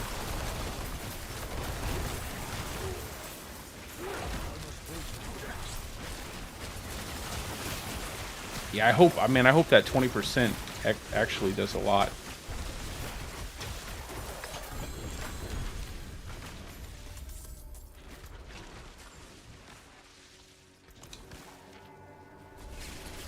I wish they would take off the arbitrary lucky hit values that are assigned to the skills and just give us like a flat 10% lucky hit chance, like, and then allow us to scale lucky hit like critical strike chance scales. Because I just feel like there's so many lucky hit effects that don't really do enough to be locked out. Like, I feel like a lot of the lucky hit effects are gated for no reason at all. They don't do anything. Like, they're not really that good to begin with. And they make this, like, super high, like the super high, or I should say super low chance to proc for your lucky hit, and then on top of that you have a super low chance to proc whatever affix you get.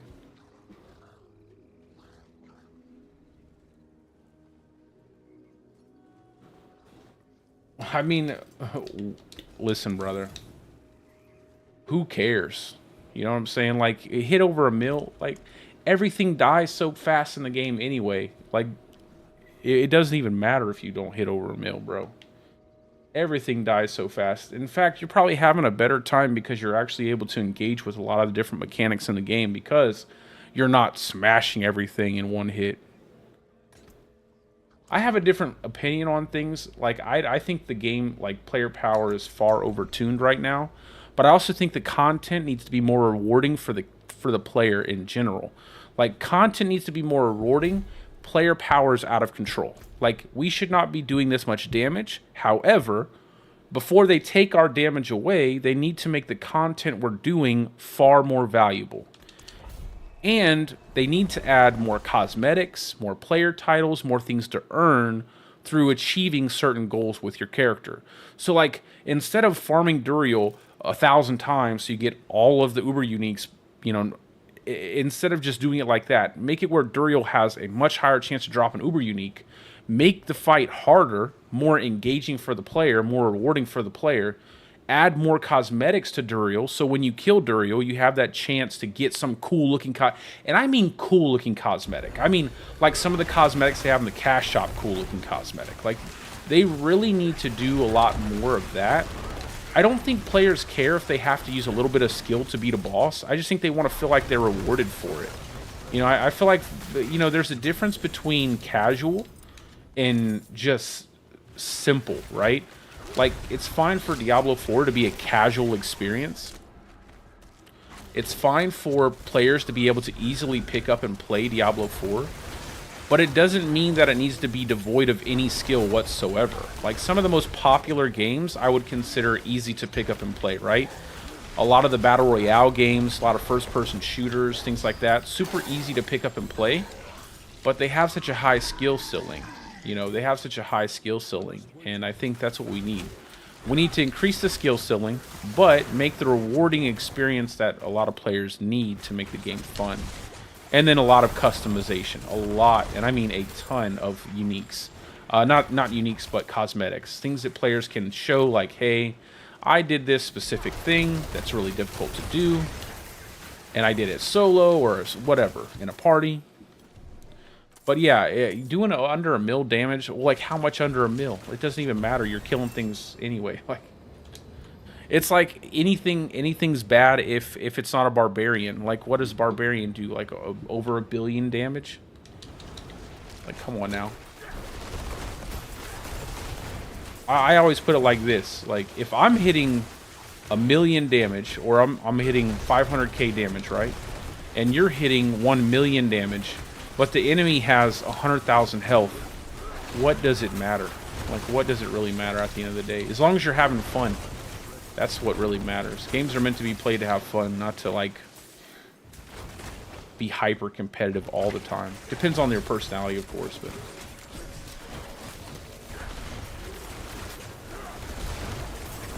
Like me, I'm pretty excited for leaderboards. I'm excited to, like, go at them and see what I can do. But, like, that's not every player. And not every player wants to subject themselves to that level of, like, competition or in a game. Also, I already know there's going to be a lot of shenanigans with the leaderboards. Like, I know for a fact there are several people who will probably glitch anything and everything they can. They will use every bug that they can find in the game, every exploit, to jack up their damage or their speed so that way they can have #1 slot. I already know that's going to be the case. Like, and I'm not interested in any of that gameplay. Like, I'm not interested in bug builds or exploits or anything like that. I like to keep all my gameplay super clean. And even worse in hardcore, because I play solo self-found in hardcore. I won't do trading, I won't do anything.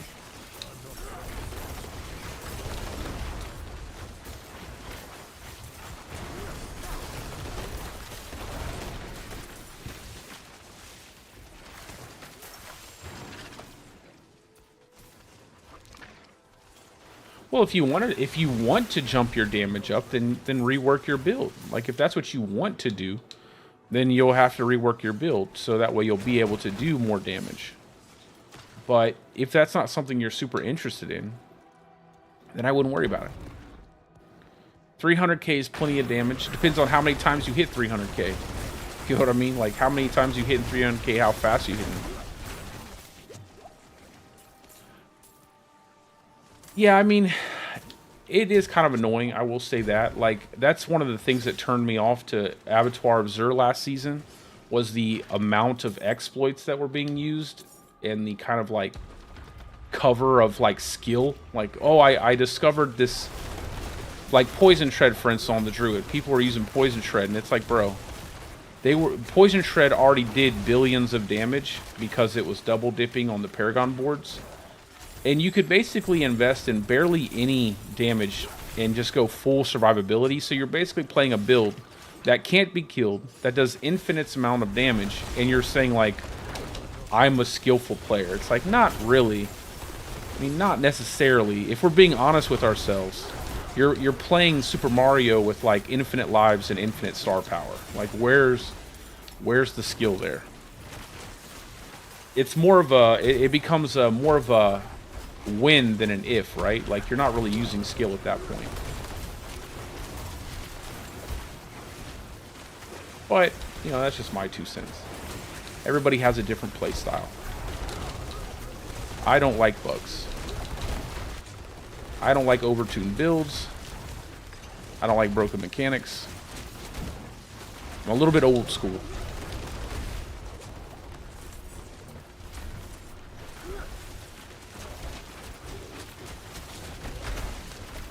My boy tried to hit me.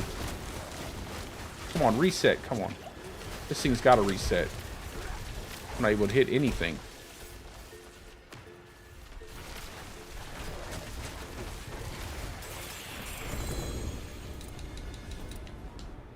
Yeah, see, me, I don't mind that people, like...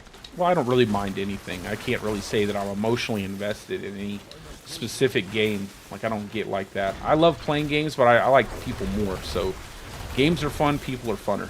And it's nice to meet a lot of people and talk to a lot of people. But I don't really get too emotionally invested in a game or a company or anything like that. If it's fun, I'll play it. If it's not fun, I don't play it. I have a way that I like to play. And that's just how I like to play. It's different for everybody. But you will never see me promote bugs. You will never see me promote exploits. I will not do that. I don't care if it means that I hit 1,000,000 billion damage on my video, so I'll get people to click on it faster. None of that really means anything to me.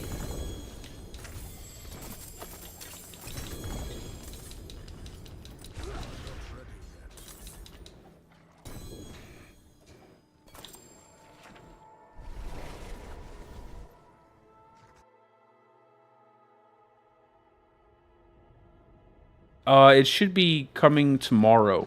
And I don't know what time tomorrow, but it should be out tomorrow. It's the 13th, so it should be out by tomorrow, and I don't know when it goes live. If anybody knows when it goes live, go ahead and post that out in the chat. Or anybody has a second to look it up. I usually make videos before like the next season launches. I don't necessarily like to cover every single piece of information that comes out because it almost feels like things change on a daily basis. Sometimes it feels like we're told we're going to get something and then it's like, bang, we're not getting it. So the codex changes was the one that really broke my heart. I was really excited for the codex changes. I was like, yes, we're going to be able to put all this stuff into our codex. We're not going to have a giant stash full of aspects. And they were like, well, we don't know when that's coming. It was supposed to be season 3. Now it's probably going to be season 4, which means season 4, man, I'm going to tell you what. They are really banking on season 4. I feel like that season, they're putting a lot of stress. That's a lot of pressure. Like, season 4 has so much anticipation. Like, they have to nail it. Like, every other video I see nowadays is like Diablo 4 bad, or play this game and not Diablo 4 or something like that. So I can imagine if they don't nail season 4, my God, the amount of content that's going to be made about it. It's already crazy. Like, every day is a new video. It's what's crazier is like typically it's people who don't even play the game significant amount, like don't even play the game that much. They're making content about the game. But I guess it's easy to make a lot of to get a lot of subscribers because there's a pretty dedicated base of players who really hate Blizzard and really hate Diablo.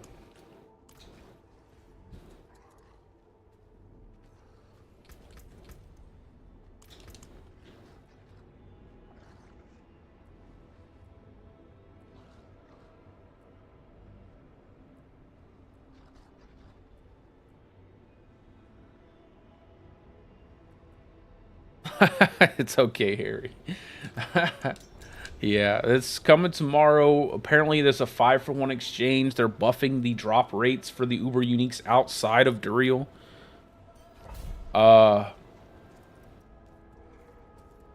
There's a lot of things that are going to be going. Like, it's not a massive change, but it's a pretty good change. Like I say to most people, I feel like it will... Like, if it's 5-for-1, that's a bit high. However, if they do increase the drop rate for Uber Uniques by a decent amount to where that you're actually seeing an Uber Unique like every now and again when you're running dungeons and stuff like that, that will make a big difference. Like, I would actually rather them, instead of give us an exchange rate on duplicate Uber Uniques, lock every single character that you make to have one Uber Unique, so that way you just get the next Uber Unique, right? So, like, say you get the Harlequin Crest on your character, you can never get the Harlequin Crest again. And until you make a new character, and then that character can get a Harlequin Crest. And then what I think they should have done is boost the drop rates across the board for Uber Uniques. But the way they're doing it should work out fine. I don't think that's a problem. Like I said, as long as they boost the rates for Uber Uniques a decent amount, then I think people will be pretty happy. But if it's 5-for-1 and people still have to do, 2,000 Duriel runs, it's not going to be, it's not going to be good. They're going to have to do what they always do, make another patch. Like, usually what they do is they release something, the community gets all angry about it, or people, it just is what it is, and then they go back and they're like, oops, my bad. And they do a quick hot fix like 2 days after they release the patch.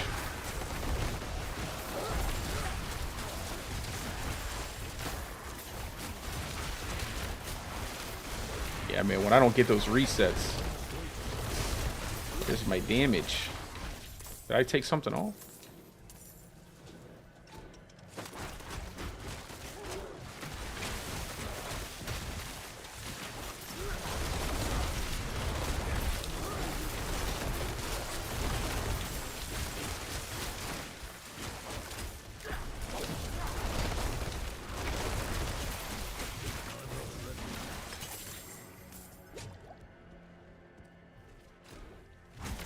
Yeah, or something like that where you could actually get a use out of your other uniques. Yeah, that would be a good idea too. Make it where you actually can utilize all of those uniques you get dropped. I think that'd be fine, because then you'd have to have 100 uniques to make one uber unique. That would be pretty cool. I'd be okay with that. That'd be a lot of fun. But I think the bigger issue then there would be stash space. So what are you going to do with 100 uber uniques? How are you going to keep 100 uber uniques? You know what I'm saying? Like, where are you going to put all that stuff? Then we fall back into the stash space problem. Which I was, like I said, I was hoping they would have the codex done. Because if they had to have the codex done, stash space would have felt so much better this season. I have like 3 pages of codex aspects, not codex. I have like 3 pages of aspects. Now that is because I do make multiple builds and everything. And so that's kind of my fault. But I still feel like, you know, I don't think I'm crazy. This is like my 4th character. I need to make 1 more after this. I just wish it was like D3 codex. Well, not codex, but the cube in D3. D3 had that cube. All you had to do was go to town, put your legendary thing on, put your legendary power on your weapon or whatever you got it on, and hop right back out. It was nice. Oh no, I died. Bang, revive.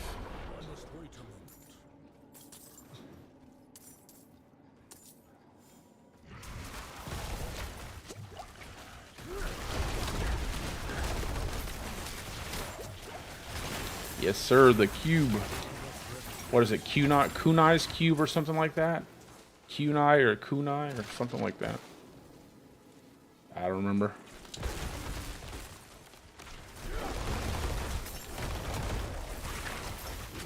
It just really worked. You know what's funny? They even had the same system in Diablo Immortal. A lot of people... there was a lot of decent systems in that mobile game. They had a lot of stuff.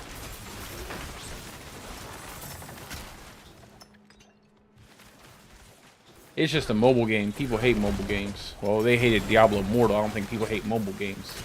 But they definitely hated Diablo Immortal.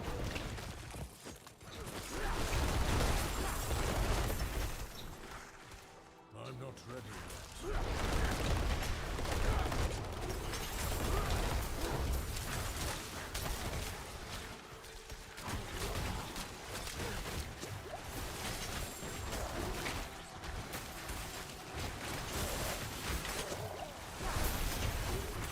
Where is the reset? I'm not ready yet. This is the best one. Bang.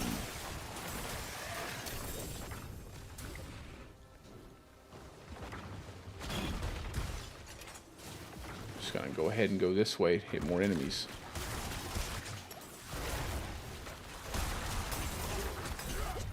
Look at that poison. It's crazy.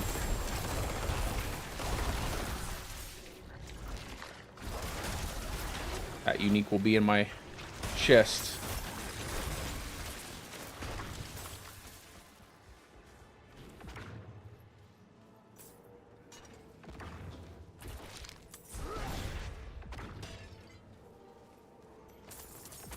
I'm not ready yet.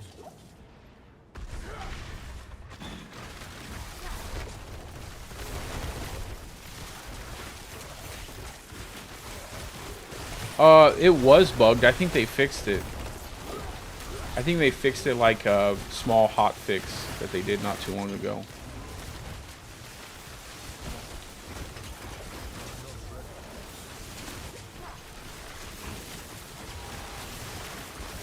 And when I do not get that proccing it.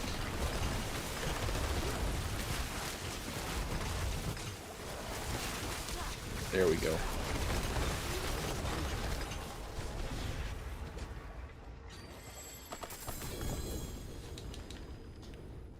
Should be fixed now.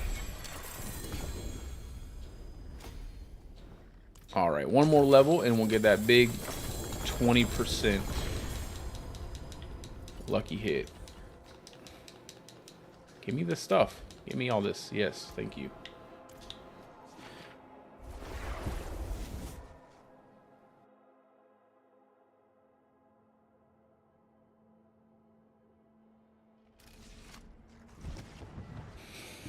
The great staff of the crone.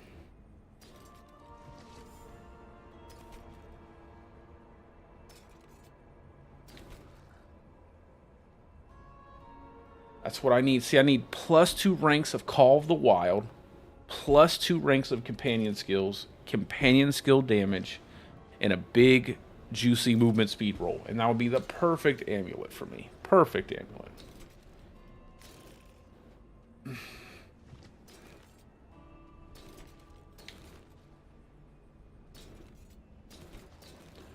$30 more multiplicative damage to my companion skills plus the companion skill damage would be so good.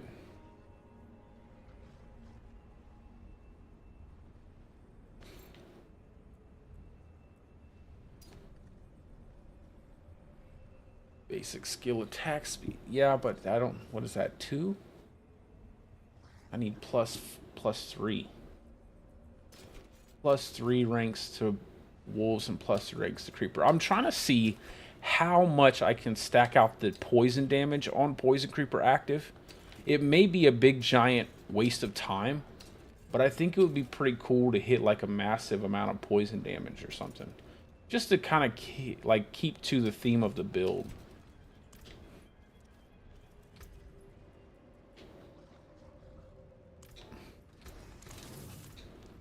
That's all I'm trying. The smithing aspect, yeah. Vasily's prayer. Always a Vasily's around every corner. That unique never lets me down. I was also trying out Andariel's. I want to see if Andariel's is any good, because this is a pretty decent helmet. Gives you that attack speed. Gives you a little life steal. It's going to make me super tanky. But I really want that 3 ranks. I really think I would only change out for a Shaco, just because those 3 ranks would be really useful. The 4 ranks would be nice. Not 3 ranks. 4 ranks. I have a lot of extra shrines now. The Ghost Walker. I love Ghost Walker. Let me see. Let me see real quick. I cannot do that here. Let's see.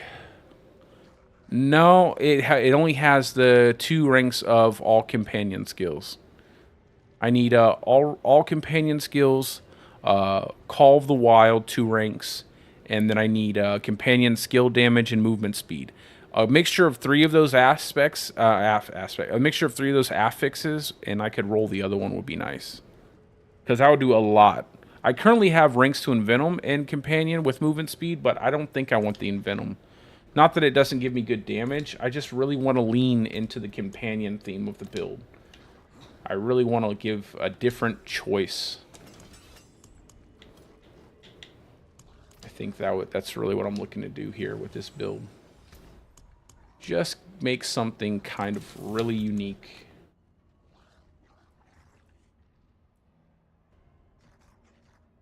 Let's see.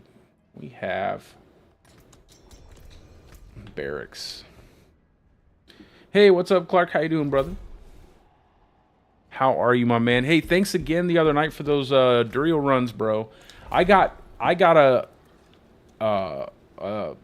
Heart of Selig while we were running with you, and then I did some Duriel runs later, bro, and I got another Heart of Selig, another Andariel's Visage, and I got another Lycander Staff. So I was having some really good luck with Uber Uniques that night. I mean, obviously I got a bunch of dupes that I didn't need, but and also, guys, I want you guys to, if your plan is to, you know, salvage some of your Uber Uniques, if you have duplicates, if you don't have like pages full, like where you've been doing Duriel since you were born, hold on to your Uber Uniques just in case they patch it. Like, at least give it a week before you use that system, because I promise you, if that system isn't rewarding enough for a lot of players, they will patch it. They will make it 2 or 3 Uber Uniques. So if you don't have a whole page full and you're just, all you need is that 1 Uber Unique, just hold off, wait for a week, make sure everything is like it's supposed to be, because chances are they're going to end up, they're they're going to end up adjusting that to like maybe 2 or 3 instead of being 5, if that's what it launches with. I haven't looked at the official patch notes all the way.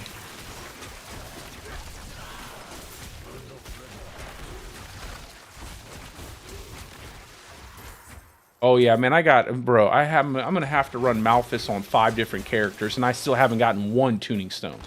Okay, I also have stuff on the Diablo trade website, but I have to go with. Oh, I don't want this stupid bloody note. Yes, abandon the quest. I also have stuff on the Diablo trade website, but I haven't actually looked at it today. I think somebody offered me 20 mil for a weapon or something like that.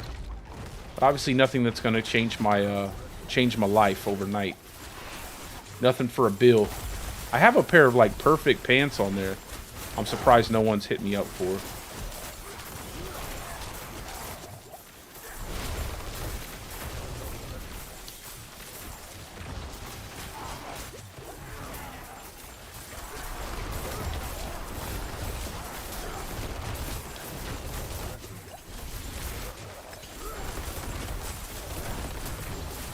Oh man, this guy's a tanky. What's going on? Die. I think I've crossed the threshold. I might have to adjust some things. I don't know. We'll see.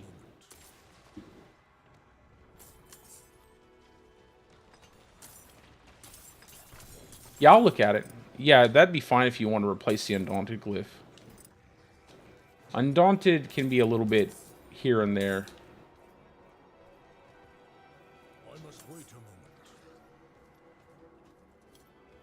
I just typically like to be a little more tanky, because that's just my natural inclination, is to build things tanky.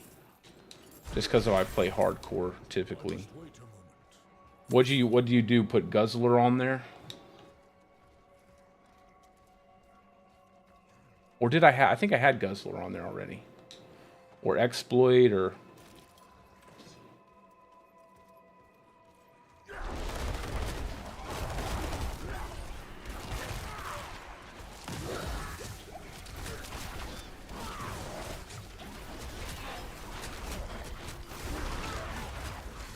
but yeah, I'll definitely take a look at it.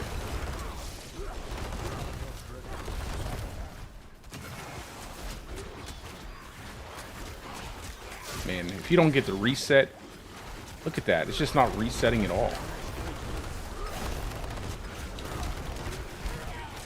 There has to be a bug or something, or something where it just doesn't reset consistently.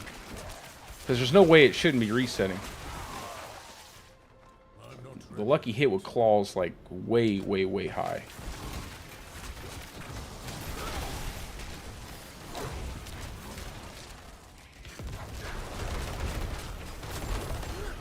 And it's on crits, but I think my crit is pretty decent.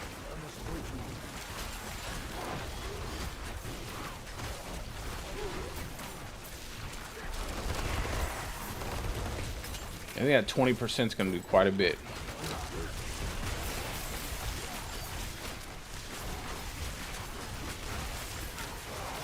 Wish they would buff up Pack Leader to like 30%, maybe 40%.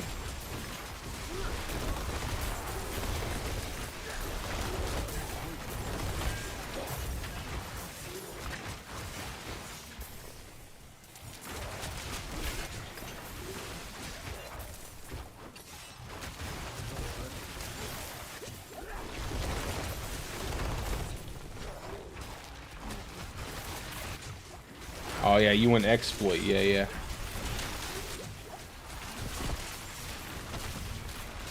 Get that vulnerable up consistently.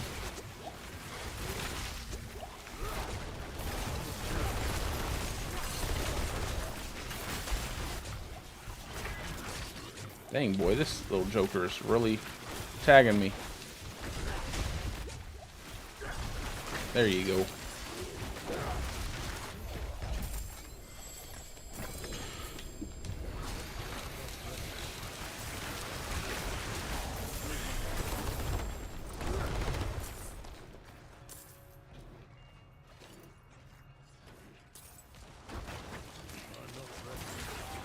A border shred. Yeah, that sounds. The reason why I made border bear just so that way it would be like unique. I didn't want to make border shred. I wanted another bear build. I feel like pulverize is the only bear build you have, like specifically bear build.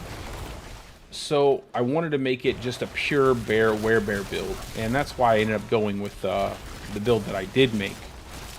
But I feel like shred would be the more optimal setup if you're looking for like the perfect setup for Border Cane. And it was like that. It would not necessarily shred, but it was like that in season 2 where werewolf was better for Border than anything else. You just got so much resource gen off of werewolf that you didn't get off of werebear. Which is unfortunate because it's just another werewolf build. Like everything's a werewolf build. You see how like they're the werewolves didn't hit right there?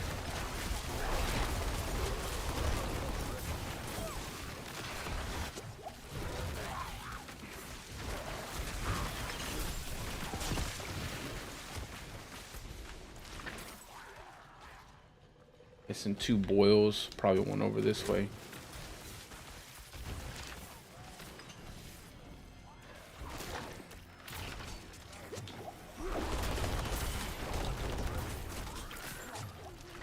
Yeah, I'll take a look at it. Where do you have it at? Where's your is it in Mobilytics? Where do you have your build set at?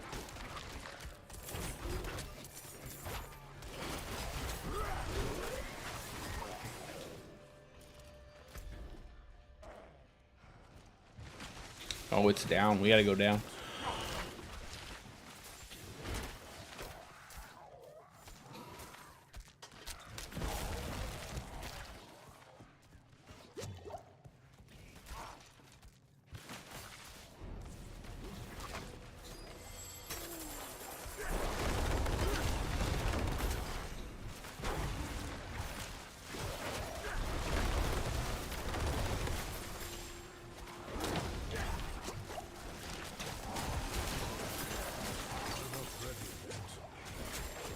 Dude, I almost don't even want to play hardcore. This is so much... It's so fun playing just the normal mode. Just not worry about dying.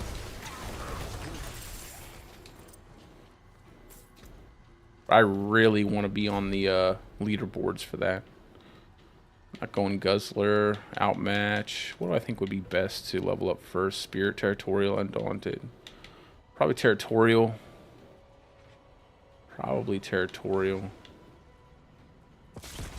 Bane.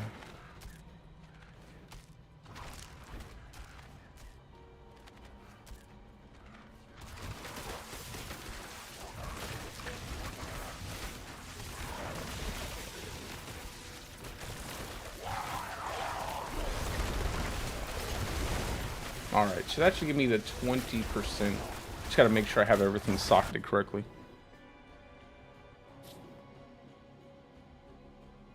Okay, yeah, I'll go check it out. I'll go check it out. When I get off stream, I'll check it out and I'll let you know what I think. Let's see. Okay, good. We have the 20% now, so that should make my claw close to like 70. What, 70% lucky hit chance? 54. That's not right. 54. Do I have lucky hit on my other pieces?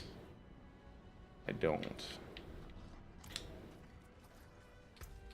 That's not how that calculates. That's funny.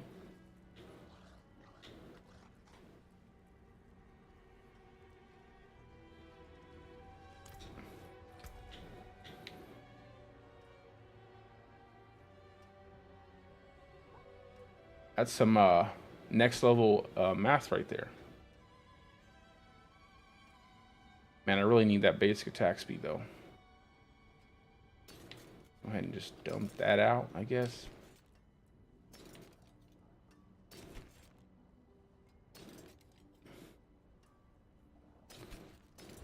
Ravens.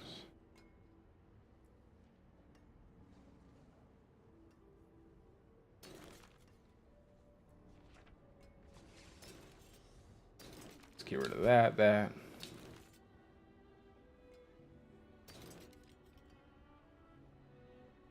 Nope.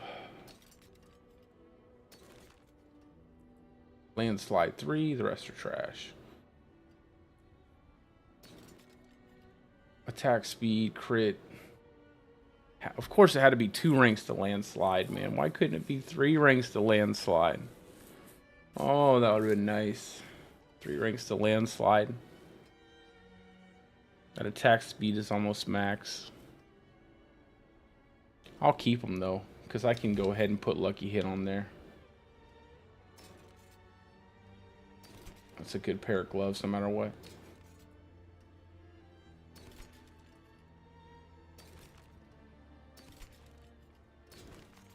Okay.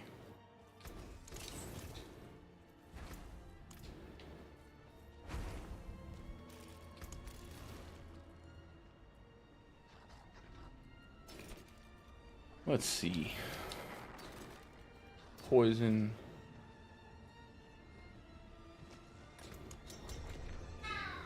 Man, I missed that increased elixir duration we had. That was actually really nice.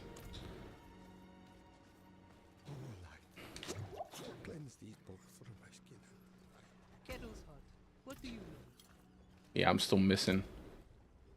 What do I need? 4 howler moss.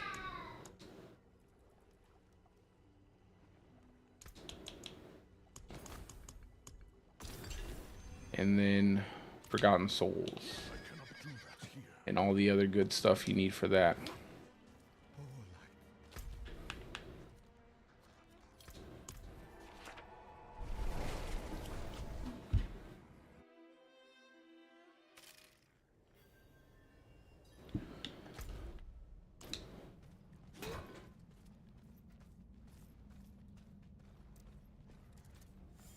I must wait a moment. I wonder what the ratings were for the Super Bowl over the weekend. Anybody watch it? I must wait a moment.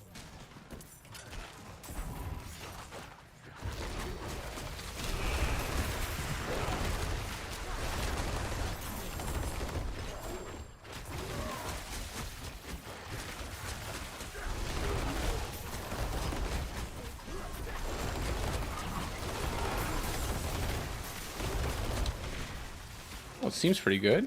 I don't know. Maybe just a few getting lucky here because of the channeling.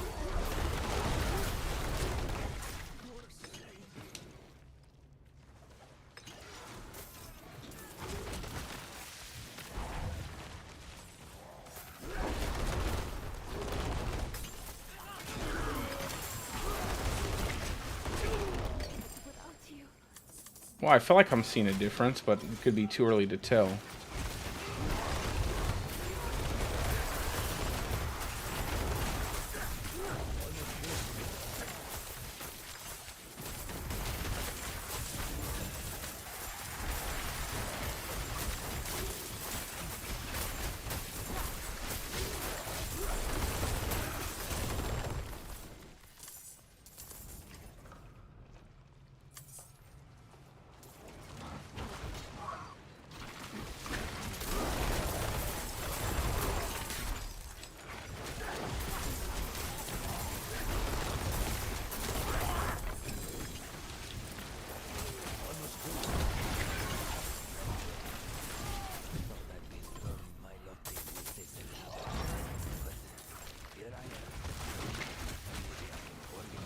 Oh yeah, I've seen some of the builds that they had.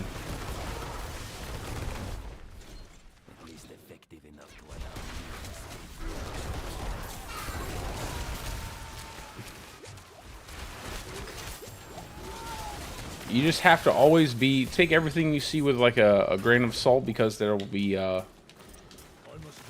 lot of people will snapshot different damages, different aspects into their builds, and then, you know, show you like a damage output for their build, and it's not really that, you know. Like, you can snapshot several different really decent aspects into your build to make it look like you're doing a lot of damage. So don't give up on it if you don't feel like you're hitting as hard as what you see people hit at first.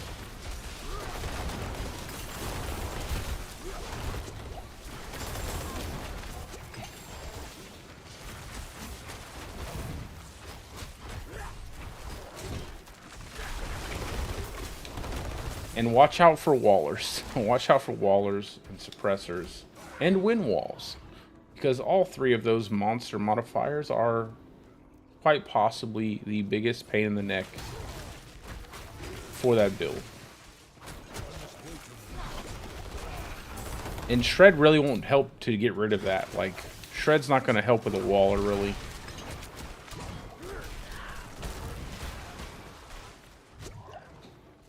Might help with like a suppressor, but that'll just help with gap closing.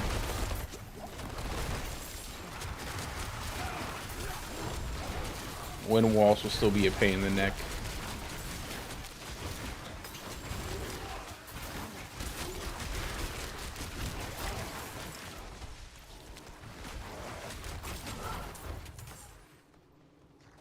Let's go.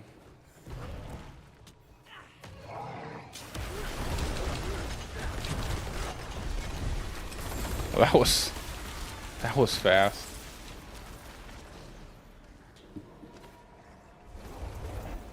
No, 15 points saved up. I'm just not sure what Paragon board I want to go with yet. But I definitely think I feel a big difference now. I wonder if I have to be out in combat for me to get that 20% off of the glyph. I probably do have to be in combat because it's not showing up.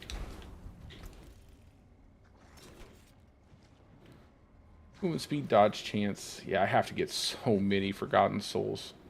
I'm just like farms Hell Tides all day long on all of my characters. Every single time it pops, I'm just gonna rotate characters to get the chests.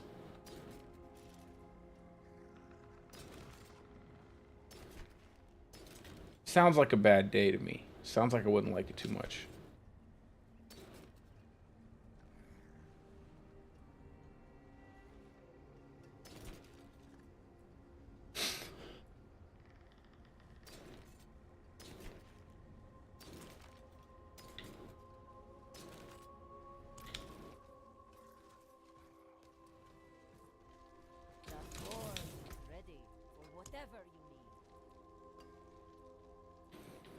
I have a few that might be a little too high for me to do,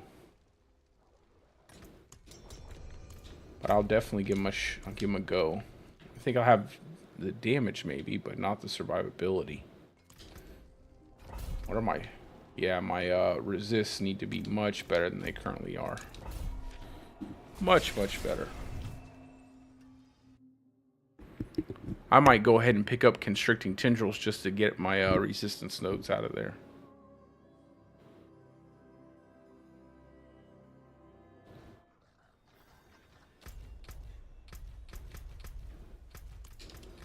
Let me look at something real quick.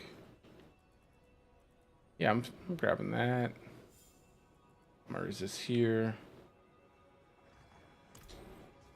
Okay, we'll see.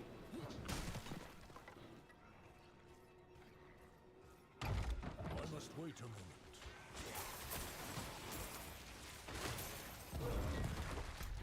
You have any shrines? You have a protection shrine way up there. Activate the gate. Let's go activate the gate.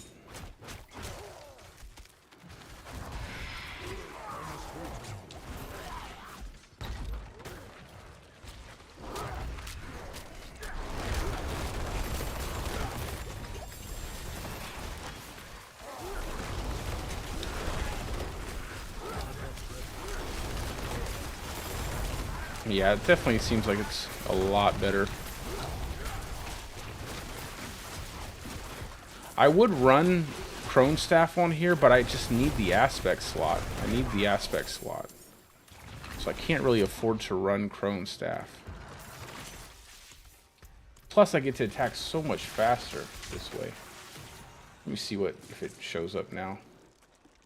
Yeah, 64%. Okay, I was like, why is the math not mathing? 64% lucky hit. I could probably get it around somewhere like 75%. If I get lucky hit on my gloves and lucky hit on my rings. Although I don't know if I want to get lucky hit on my rings.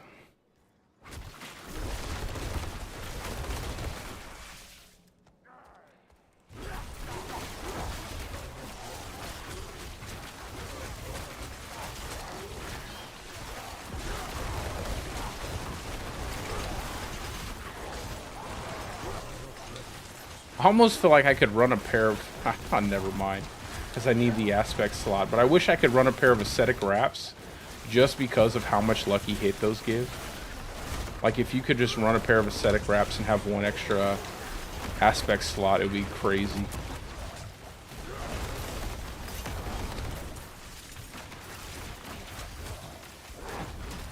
I wish we had some unique totems, man.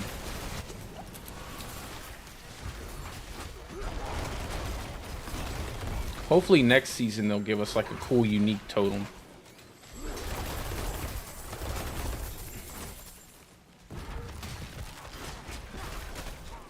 I hope they do a lot of reworking with some of the other uniques too.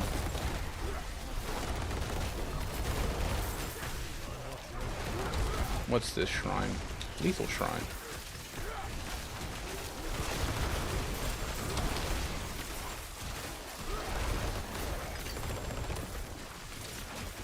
Yeah, what a big difference just having that 20% can make in terms of cooling down your poison creeper.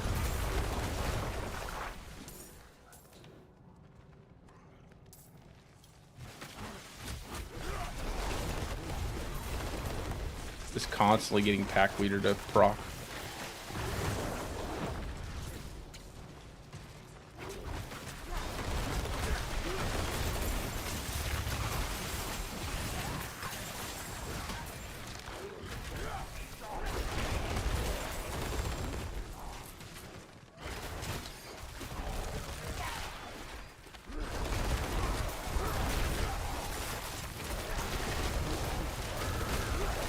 I like it. When you start to get those subterranean procs, man, they just keep going off and you're able to just spam poison creeper. Sounds so cool. Do we kill all of them? We're missing 3.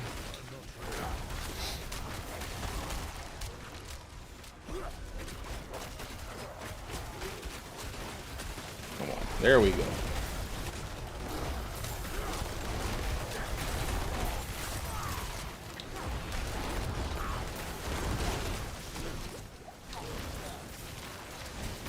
This also helps me keep my health up because of masochistic. I wish they would revert the nerf they made on masochistic in season, what was it, season 2? Where they made it instead of 100% chance on a crit to be only 75% luck on a lucky hit. Wish they would change that back, man. It was a nice way to have survivability without needing like unstoppable. Also wish they would revert the change they made to unstoppable while in while in dire bear form or dire wolf form. I wish you had it 100% of the time under that ultimate. Considering like you need 100% of the time to be unstoppable most of the time.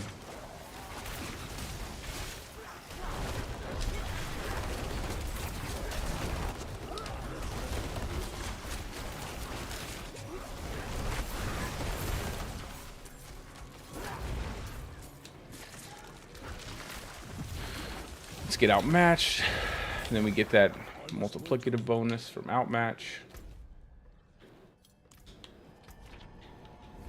That's not a bad dungeon.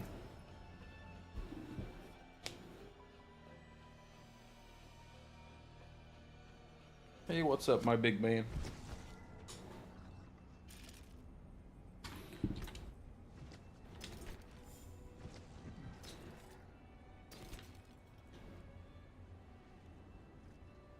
Of course.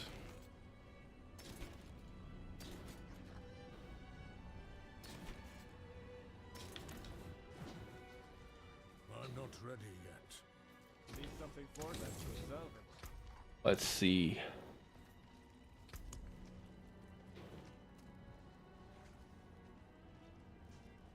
Get rid of that. Let's try out this, let's try out a 69. Let's try out 69 extra shrines. See how well that works. I'm just gonna break these sigils up real quick. I'll probably die because I need the resistance. Alright, brother.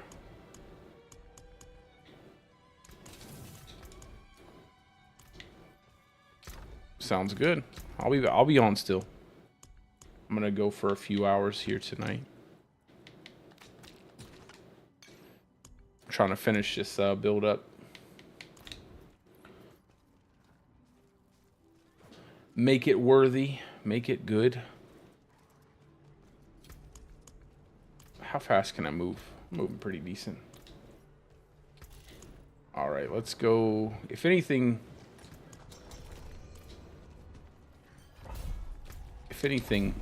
you can just carry me through this rage.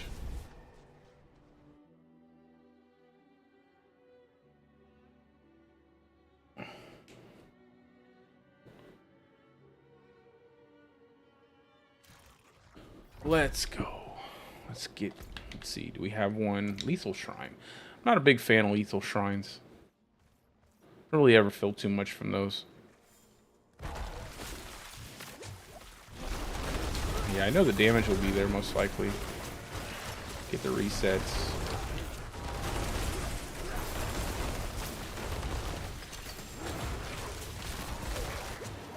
Yeah, that's what I'm worried about, my resists. Resists are so important for the vaults because everything has elemental damage. Physical damage is more important, I would say. Like armor in general is more important for your normal dungeons. It's still important for here, but I've noticed there's substantially more value out of having higher resists.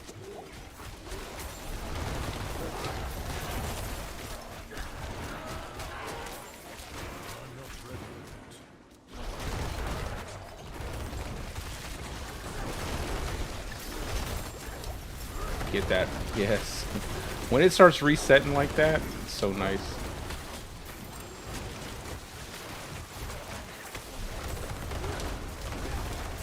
You can just like dance around the edges. Dance around the edges of the fight, just constantly ceasing everything.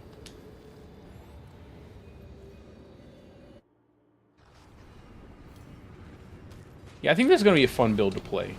It's going to be fun. I wouldn't say it's going to be the best thing to use for like vault and stuff. Or I should say for gauntlet and stuff, but it'll be fun. It's nice to have like a solid companion build. Once I have it all finished, I'm missing so much damage. There's still so much damage left on the table for this build.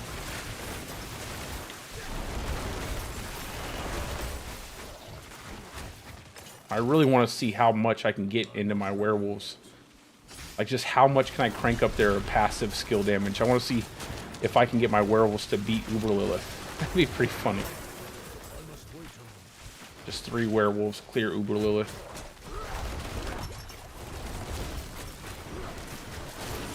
Oh, there it is. The smack. The smack of death. What we got up here? Greed Shrine? Another terrible shrine.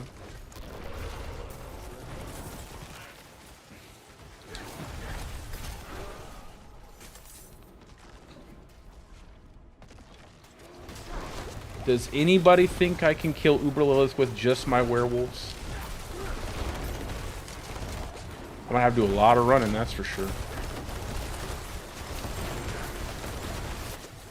It might take a long time. I think it's doable. Yeah, man, I need that resist back up, man. That resist definitely just takes way too much damage without my resist capped.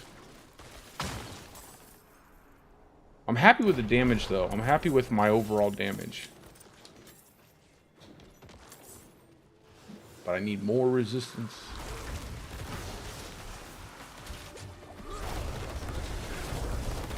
The Butcher. Where's he at?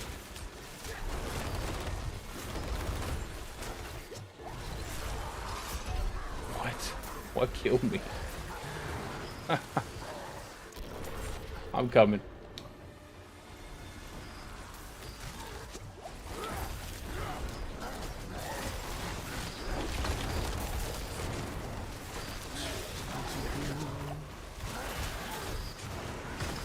Look how big he's getting.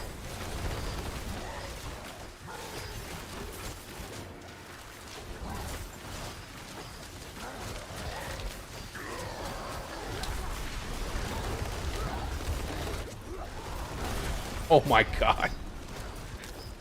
This has Avenger, doesn't it? Yeah, dude, the Butcher and Avenger combo is so funny. Take him somewhere where we can kite him, man. Take him into the... Take him out of this room. Like, it's too close in here to actually deal with him effectively.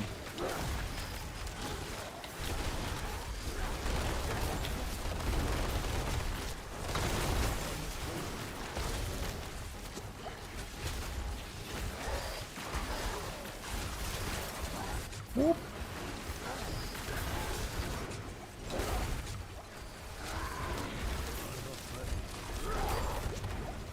Come here, Butcher. There has to be a place we can kite him around in here somewhere. I think this might be it. This might be a good spot. I don't know. Get him over one of these panels, maybe. Yeah, get him over the panels. I don't have any potions left.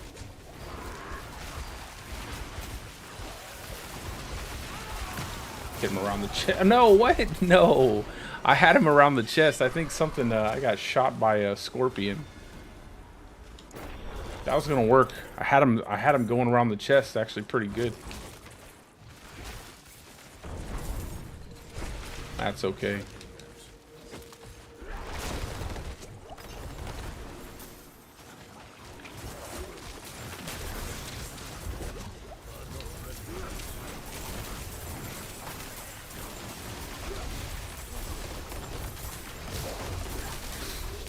Oi, oi, oi. The floor is lava.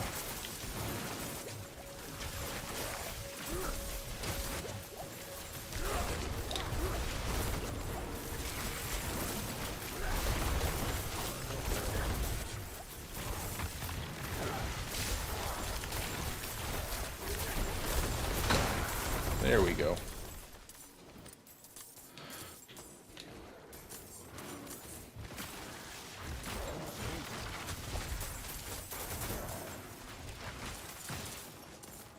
Call of the Wild? Yeah, that's what I'm looking for. I'm looking for Call of the Wild. Companion skill damage. I need Call of the Wild on my chest. Companion skill damage on... No. Companion skill damage on my chest. Call of the Wild. Companion skill damage and ranks to companions on my amulet.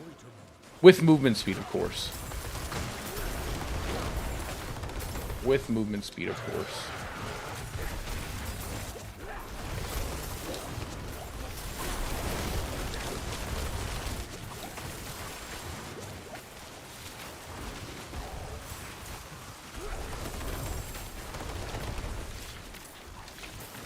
And you're still... Must have missed every single one of those.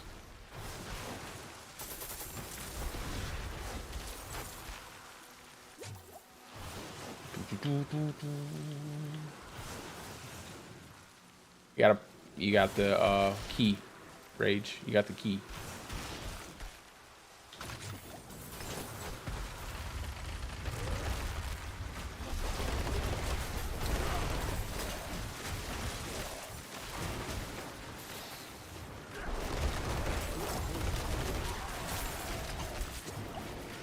Oh my god, right into it. I didn't even see that when I was coming out of the room there. I was looking at the mini map.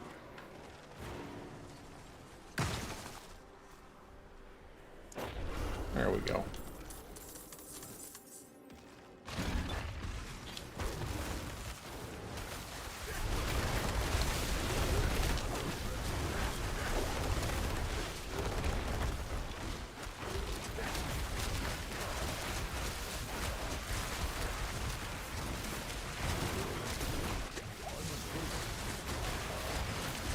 Come on, reset. That's what I'm talking about. That weird times where it won't reset. Oh, no, no, no.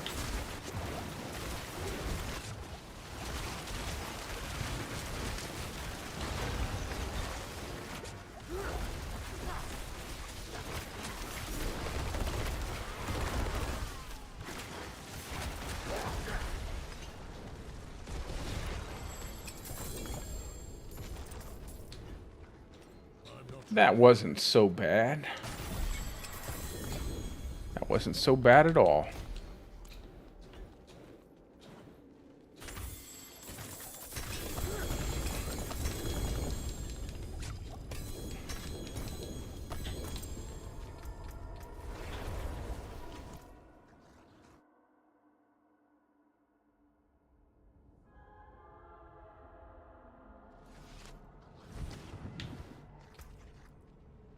Let's see here.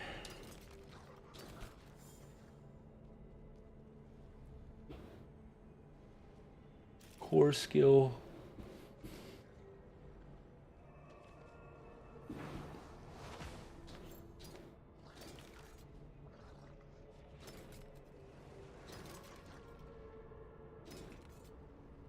Like, look how much 925 gear you get out of just doing the tier that we did.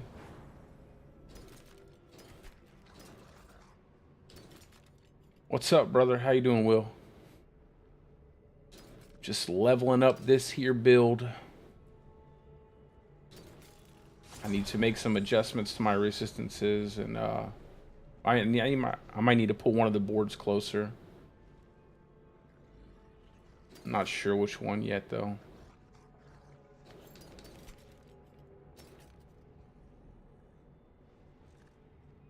See, there's 2 ranks Call of the Wild, but nothing else that I need. I don't care about Pinson and Greaves.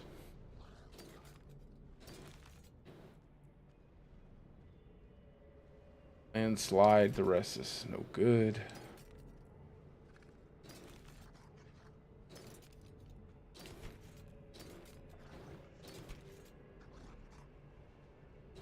Hey, a perfect racer plate. I'll keep that. I will keep that. I think that's the second one I've gotten.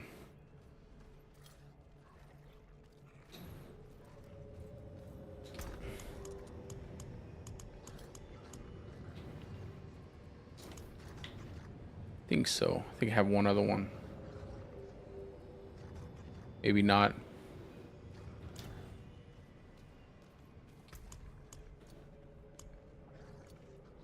Let's see. We have Vaults of Copper with extra shrines. Nope. Shrines. And extra shrines. Let's do Vaults of Ink.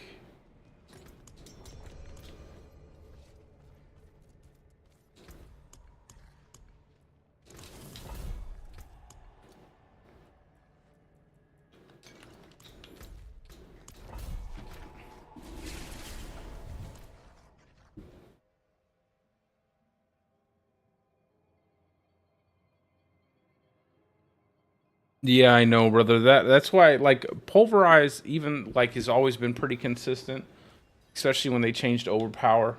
Even though they did nerf it, I still like, obviously Pulverize still gonna hit like a truck.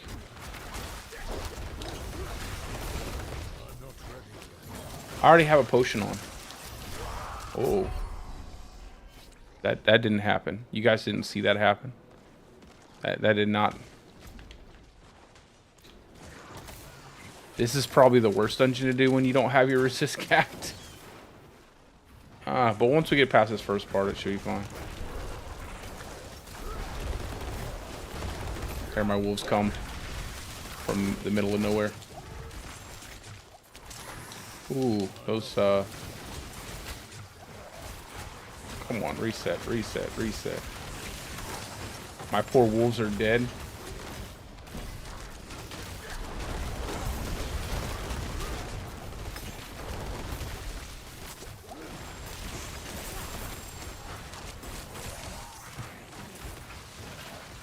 Whoa, whoa, whoa.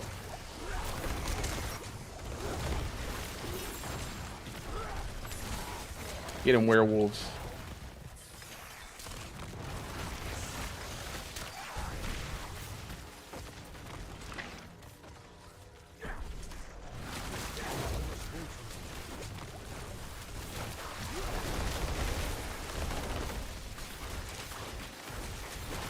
This is so funny.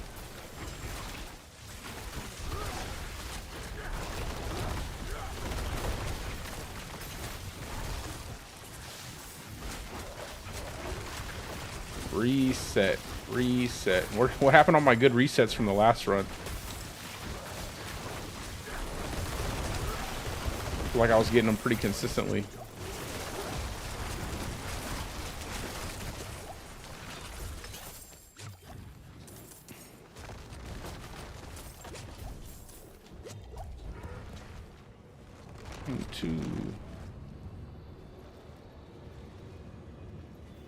Yeah, a lot of times it's hard to see. Yeah, you're more than welcome. I mean, I'm just leveling up, brother. I don't really need any.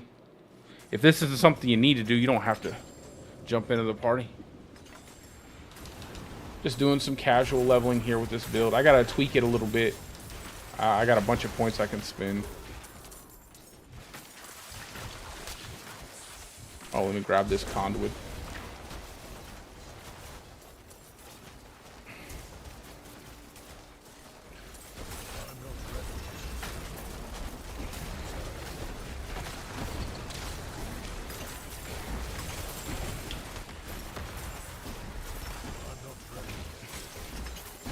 It's so crazy how much damage reduction that those little enemies give, but it is kind of nice that they have a purpose and that they have a counterplay to being super weak and easy to kill.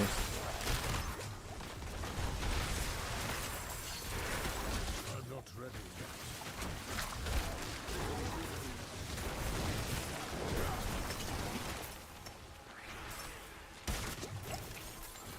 I must wait.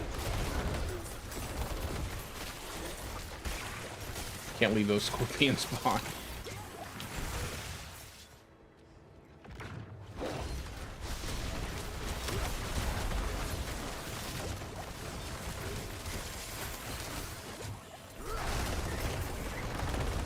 Moving. Keep them moving. Oh my god, they just come running in. You know, and this is why, like, damage to distant enemies doesn't make any sense because of how fast enemies move. Like, enemies, when you start to get up into the higher tiered nightmare dungeons, move so insanely fast. They just gap close incredibly quick. And it's like, what do you get out of damage to distant enemies? Like, maybe one hit, maybe every now and again? I don't know. It just feels like some of the aspects, the affixes should be a little bit different.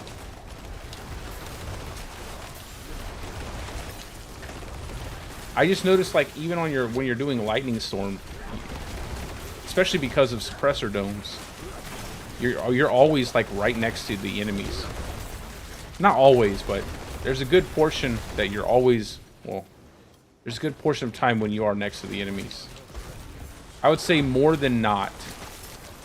Don't worry about me, bro. I'll just revive.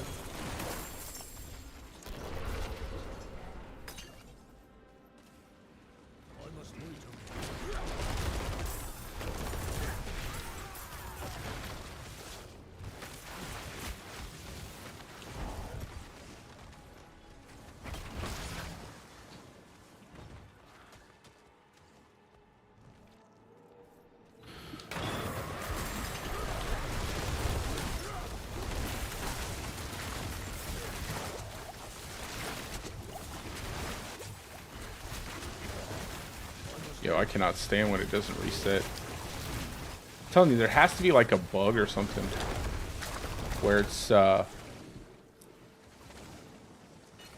not like calculating correctly the reset. There should be no way that I'm not getting that reset faster.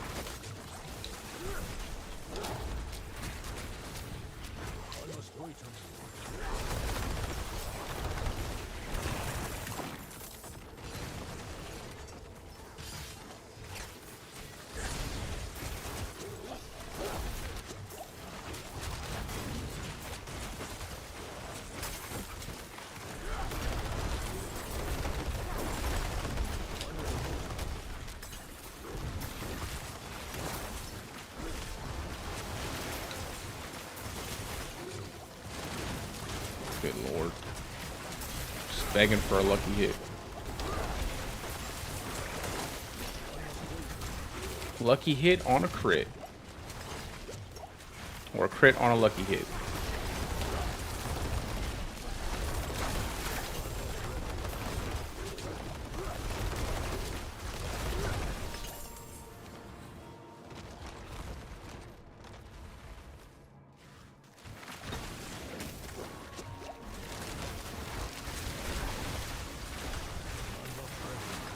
I really don't want to go debilitating roar. I really don't want to. I feel like I wouldn't have my bestial rampage multiplier up as much just because of the long cooldown on debilitating roar.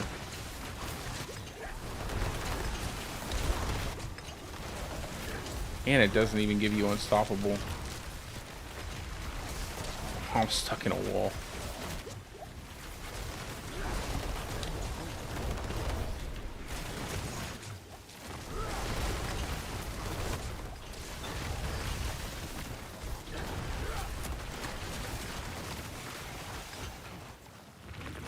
Bang.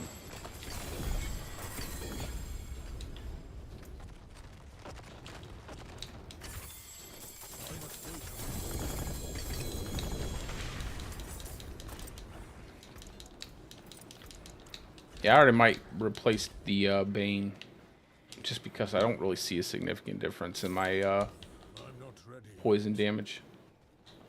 And then I'll pull points out of Poison Creeper.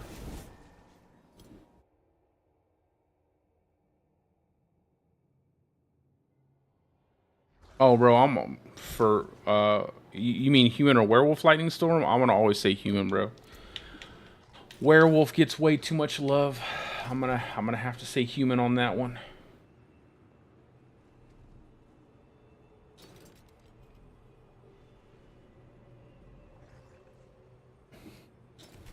You gotta love the human. I think you could probably make a well, I don't know about that. No, you probably couldn't. I was about to say you could probably make a tornado human build, but man, the cost of tornado is so high. Yeah, dude, I'm still wanting to get that all the ranks, like the tuning stones on that build, the ranks, the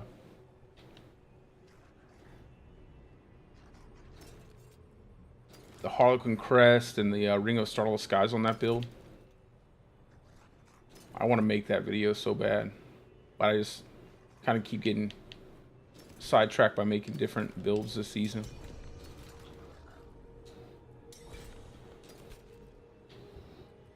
Making different things to play. I really like this build, but I just wish it was more consistent. I wish I need more lucky hit, but even then, I still think they need to buff pack leader. I think 20% is too. What is it? 20% on a crit, on a lucky hit crit. Yeah, 20% is too low. I feel like they need to be like 35 to 40%. They make it much more consistent. Damage to close, damage to poison. I'll just take off the aspect.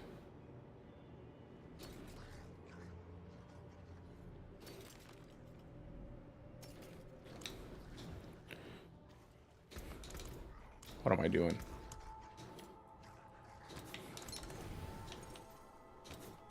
There we go. I got quite a few points I should use, but I don't want to fool around too much with my Paragon board right now.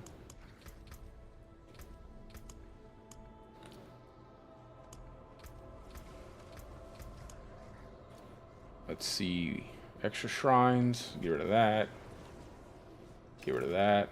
Get rid of that. We'll do this one.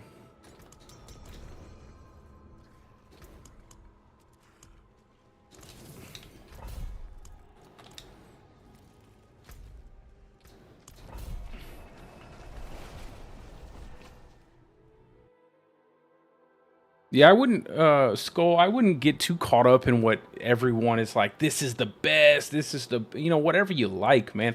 You do so much damage right now, like, you don't even have to worry about what the best, like, the best damage is. Because honestly, at the end of the day, The best damage is the Barbarian, right? This is Barblow Season 2. So if you really want to do the best at anything, you got to be a Barbarian. So you can one-tap all the content. That's what you got to do.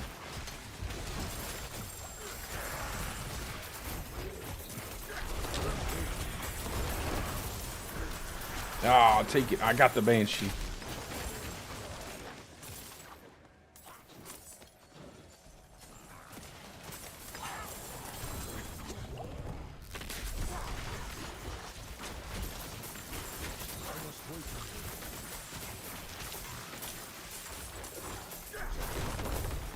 They would have to like seriously tune down the amount of damage that you can do if I was to ever consider like what the best thing was. Because at this point, I can just run a lot of different builds, and that are probably much more fun than just running around casting like Lightning Storm.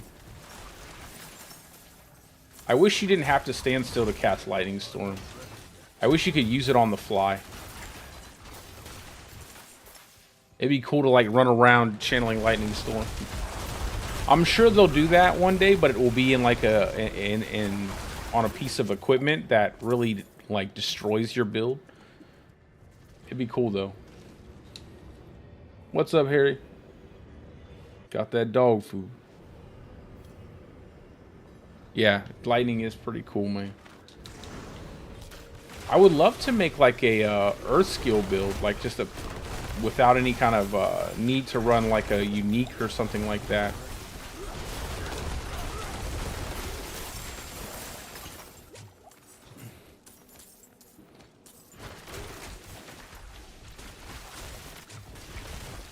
But I don't think Earth skills you can do too much with.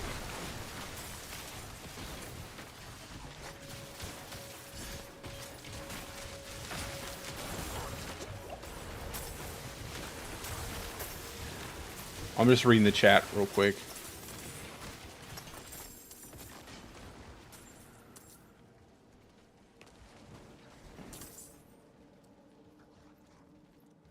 I wasn't getting carried. Hold on, let me catch up with you guys.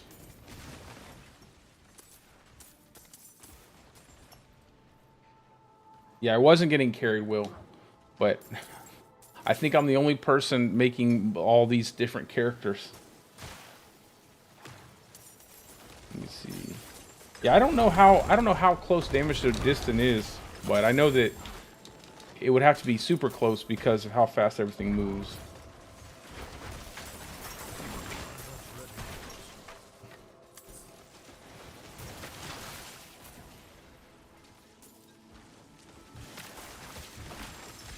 That's super weird.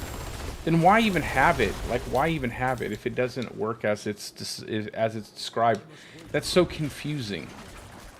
It's like, why have it then? It just doesn't make any sense to me. You're getting damage to distant bonus, and you're like, you have. I mean, enemies are on top of you all the time anyway.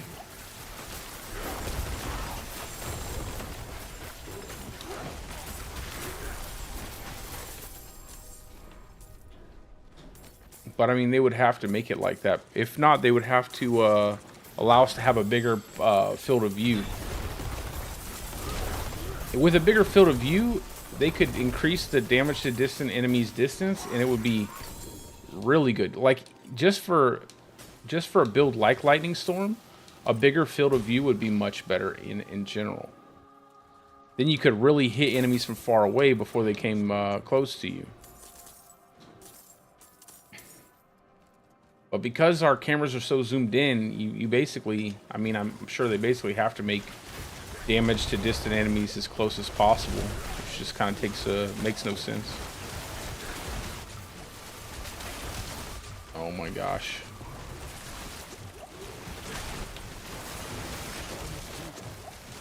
Just gonna spam my potion. Whoop. Oh my god.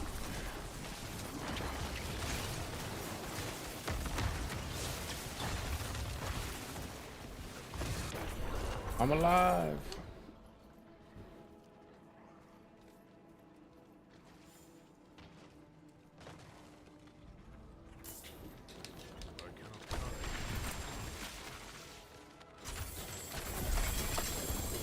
Yeah, those are separate. I know that.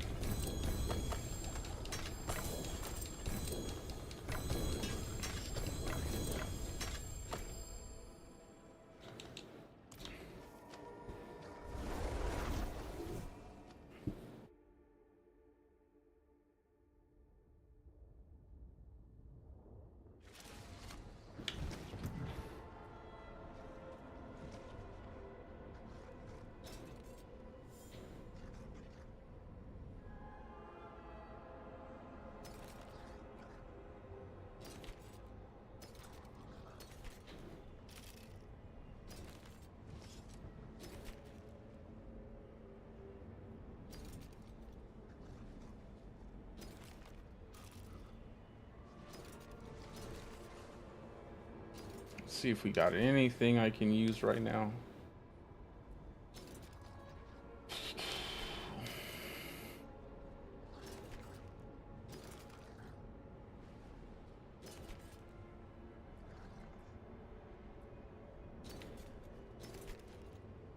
Wait, what was that? No. 3 ranks to wolves and nothing else is good. I don't want ravens.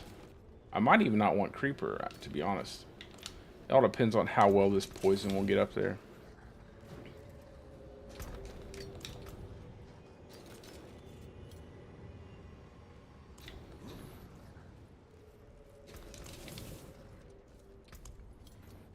Let's see. Lightning Caller, extra shrines. Oh, Ancestor's Favor. Get rid of that.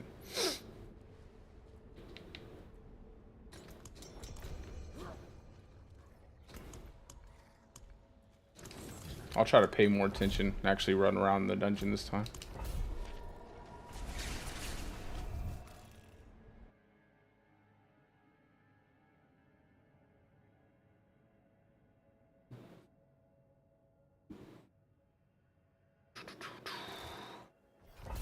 Let's go.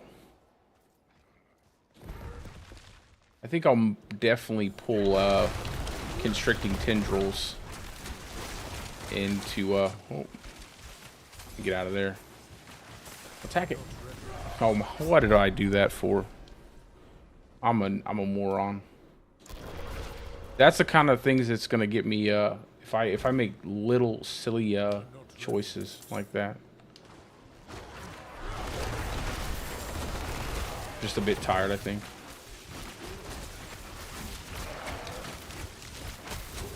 I can dodge a million things and then I run right into a giant exploding lava ball.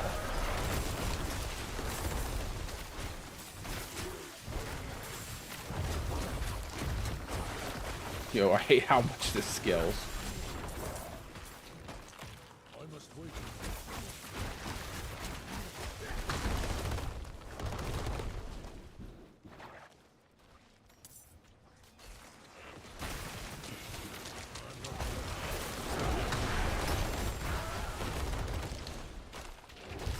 Oh, lethal shrine again. All night with the lethal shrines.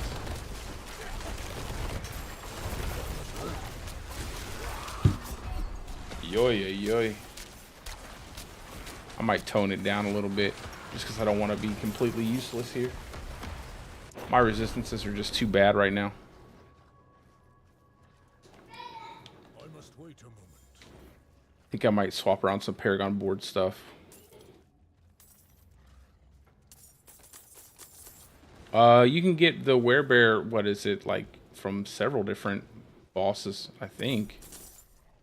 The werebear armor? I think you can get it from, the Galvanic Saint and Varshan? I'm not certain.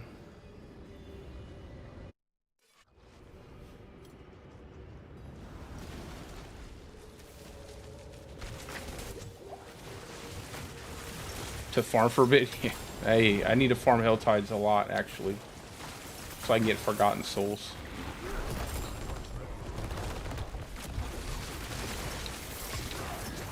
Yeah, I gotta tune up these resistances, man.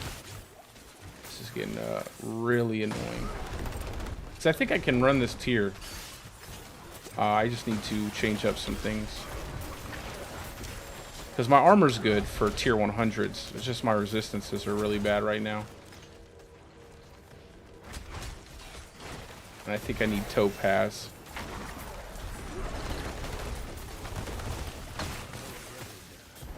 Get away from that.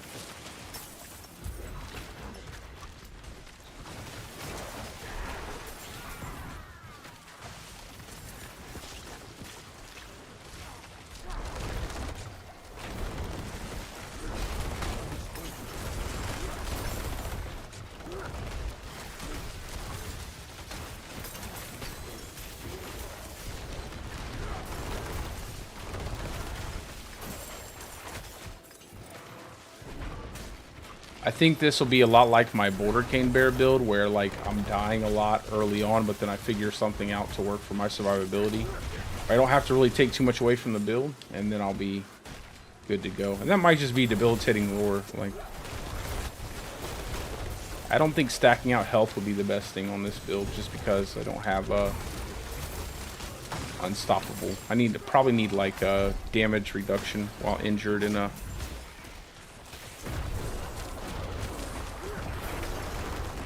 And then use topaz just to give me a big amount of damage reduction when I'm like slowed or something.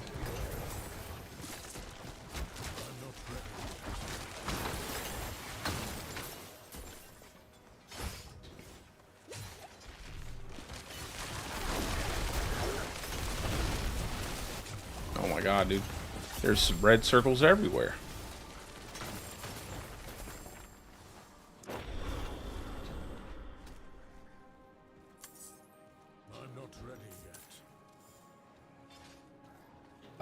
I'm too squishy for this right now. Like I said, I need to readjust my Paragon boards to pick up a lot of resistances.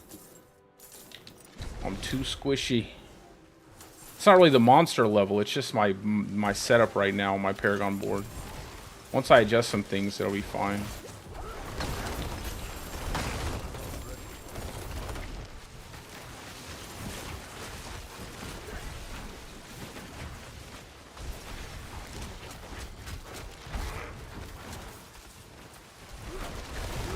I torture myself to go in here.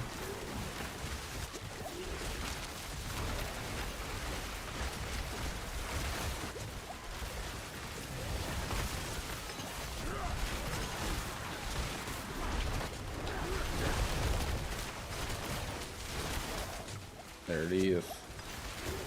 Poison. The poison.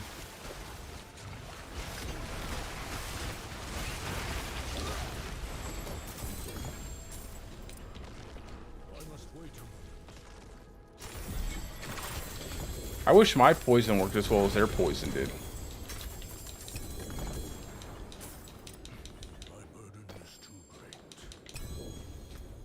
Let's go with get that done. I might go territorial and spirit. Territorial and spirit might be good. I think territorial and spirit will be my last two. It's so funny that Keeper gives you non-physical damage when your companions do physical damage. It's almost like they made this glyph specifically for when you use your Storm Companion pants, but the Storm Companion pants are so bad. Like, why would you make a glyph entirely dedicated to a specific unique when that unique is absolutely terrible? Like 10% increased non-physical damage when all of your companions physical damage, poison damage. Like that, I don't think that counts as I don't know. Maybe that counts. Maybe it does. I don't know.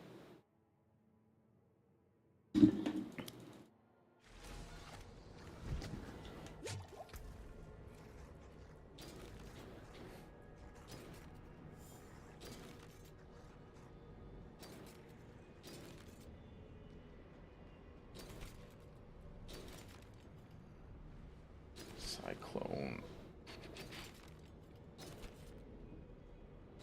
Not really interested in too much. I just need companion skill damage on the chest piece. And there it is, but no good stats there. Like, other than that, I can't have overall bad stats. I don't want fire resistance on this chest piece either. What am I going to do with fire resist? So out of place. Have 2 rolls on both pieces, but I can re-roll the fire resist on these pants.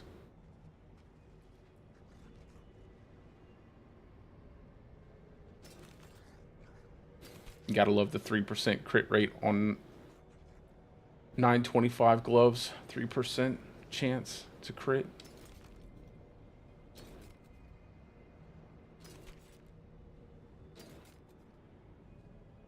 Lucky hit, and then nothing else good.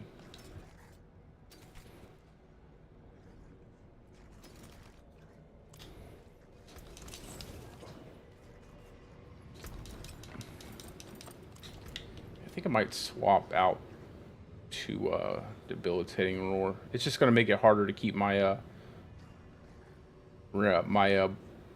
bestial rampage on up on my companions for the multiplier. I don't know yet. We'll see.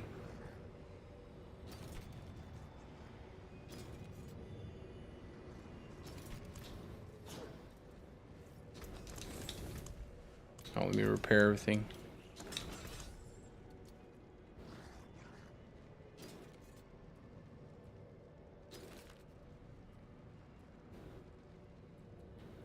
Let's do. I don't want to do. I still need to level up my. Still need to level up my Seneschal, so I don't really want to do regular dungeons. Let me socket this stuff real quick.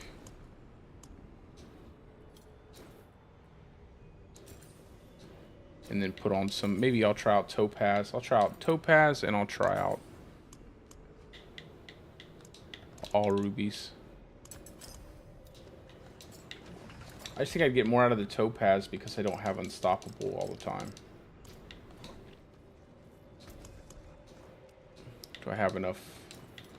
I do. Just gonna go ahead and upgrade those all the way. I'll adjust my Paragon boards after I stop streaming. That way you guys don't have to watch that. You can watch me die, but don't watch me adjust my boards. That's kind of not fun.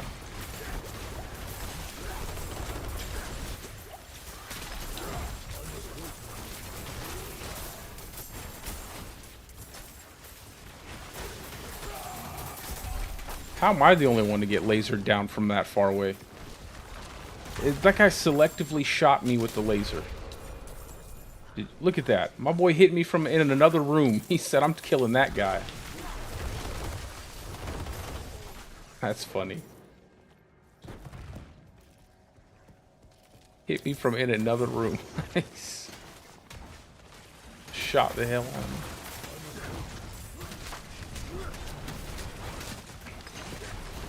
Oh my god, dude.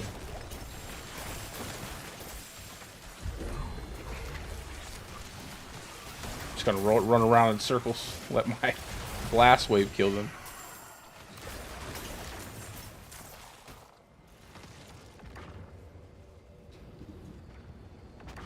Wily Eater.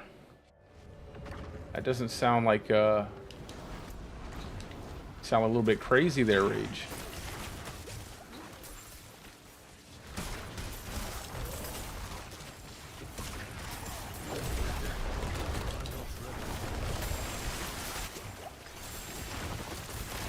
Oh my god, dude. Pick me up.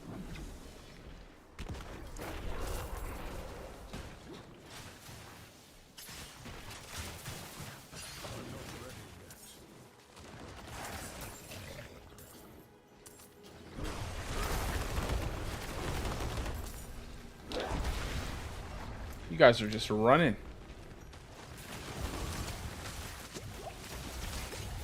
Oh my goodness. The lightning damage.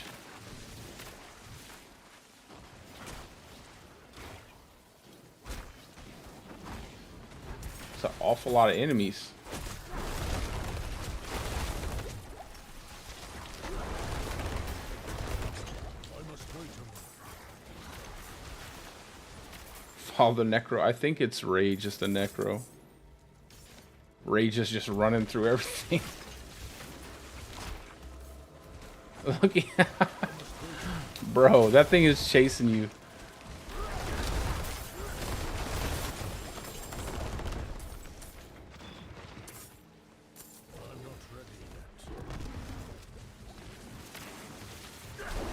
Just gonna stand here in the corner. Make my wolves go in there.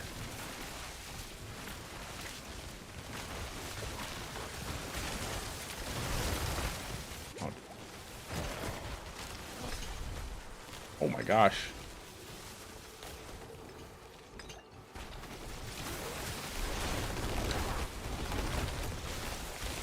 My poor werewolves.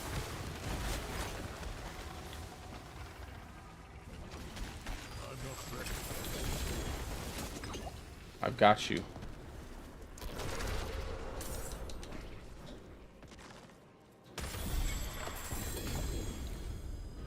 Let's do... I think I'll just stick with territorial. I'm gonna need the damage reduction anyway.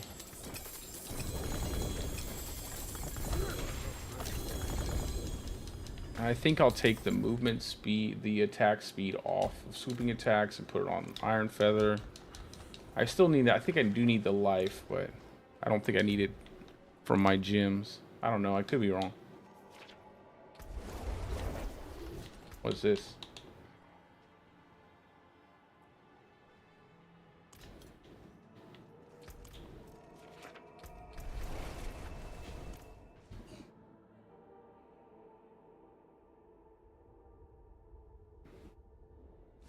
Yeah, Necro's a really good class, man. I like the way Necro's balanced currently. I actually like the way Druid and Necro are both kind of balanced.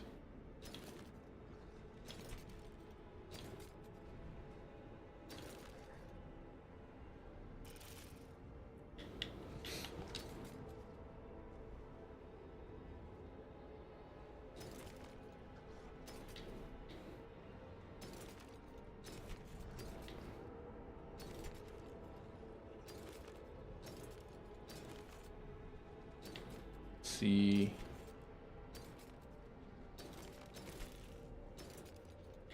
Okay.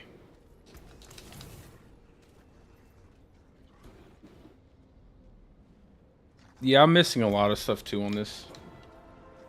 Missing quite a bit of damage rolls that I need on this build. But it's not going to be easy because I need a couple things that aren't really common. I will try to roll this fire resist off. I don't need fire resist. I might... Intelligence might not be too bad of an idea, actually.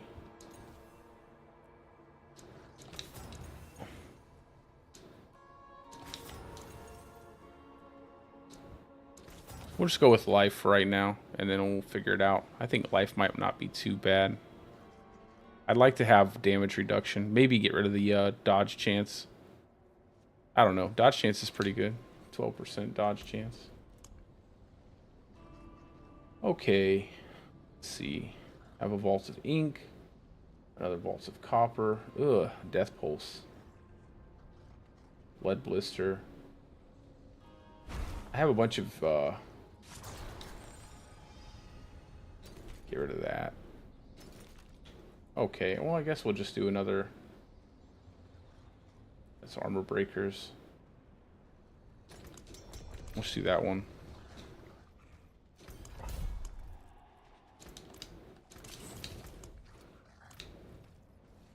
Let me get a potion real quick. I want to use this potion.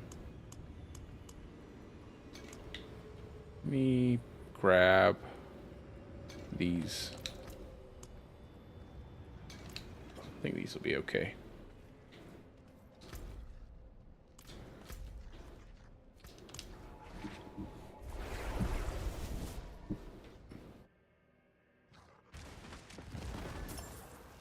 Complete my renown while I'm in school.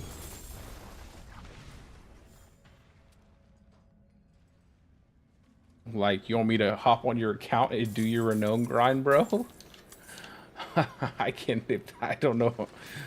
No, I don't know what you mean. Do you want me to help you do like party up and do the renown grind?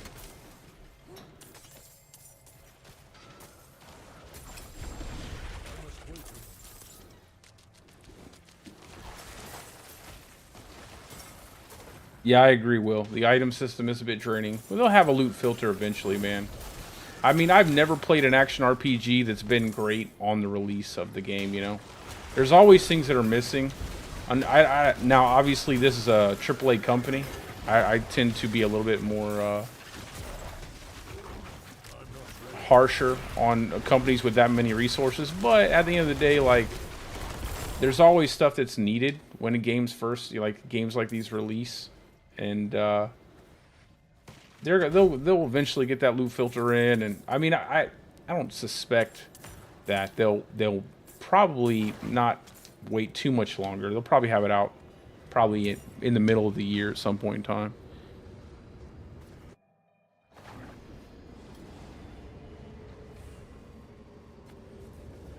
No, man, I'm not gonna hop on your account, bro, and do your renown grind. I don't even like renown grind, man. I'm not gonna do all that, bro. You're crazy. I'm sorry that you're busy with school and everything. I would play in a party with you and help you through your renown grind, but I'm definitely not gonna log onto your account and do your renown grind for you. I appreciate you though that you think I'm trustworthy enough to hop on your account. That's a nice thing to to hear. I do appreciate that, but I'm gonna take a hard pass on doing your renown grind, brother.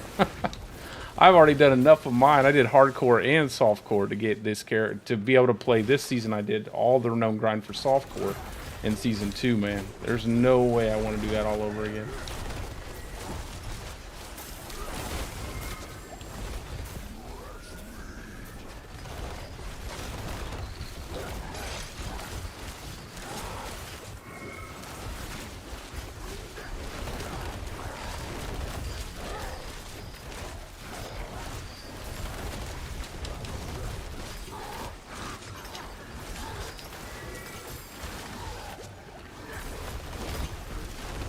Where I can't even see the butcher in all this mess.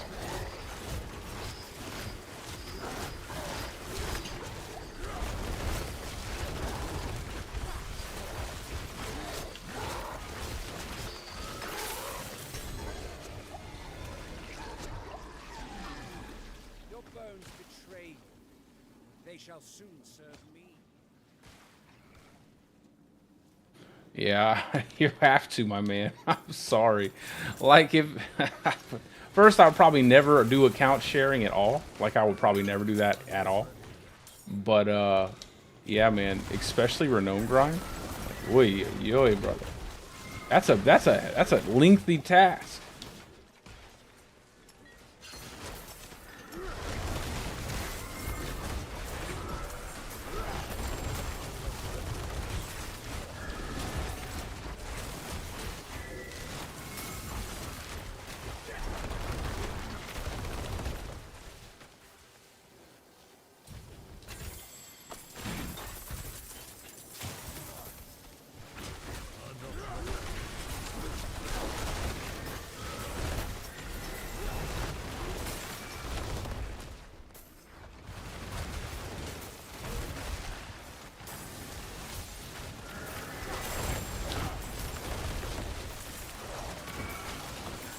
I must wait a moment.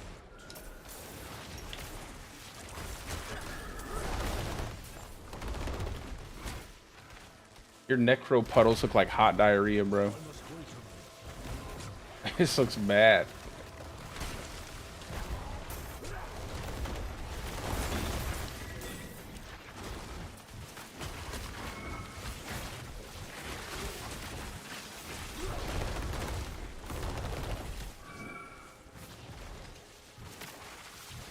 Yeah, so Tom, I did, like I said, I played hardcore the entire time up until this season. Like, I never really did softcore. And I had to do renown grind so many times over again because I was learning the game at first. So it was like there were multiple times where I had died because I played by myself like that, right? Like I play by myself, so I did several times. I had to do like repeat grinds on multiple areas. It was a pain in the neck. I'm not ready yet.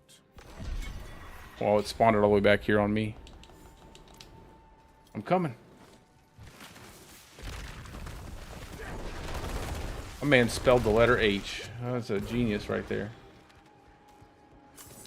I wonder why those wallers spawn walls like that sometimes.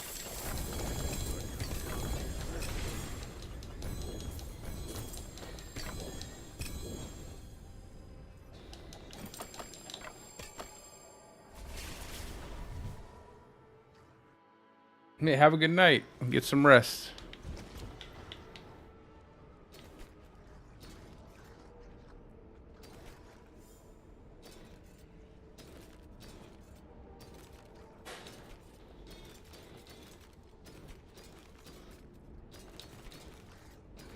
I don't even want to look through this stuff. I'm just kind of clicking through it.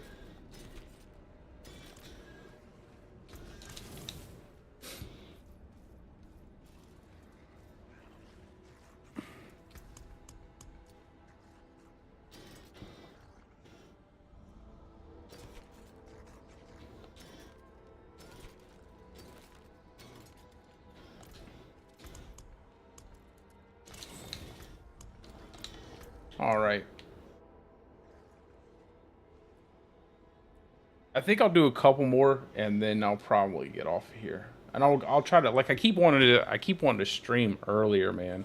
I keep wanting to stream earlier so I have more energy. Oh yeah, no problem, brother. I can just go overland and do something in the here, cancel that one. Oh. Never mind.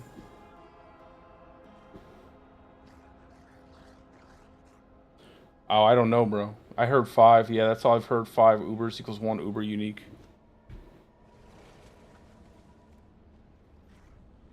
Yeah, we'll probably do some Duriel later, but maybe I'll probably do it off stream where I can kind of adjust my Paragon boards and stuff, and then we can do some off stream, or we can do it tomorrow. I have everything still in my stash. I just want to get this set up and then do a couple streams with this build where I have it set perfectly.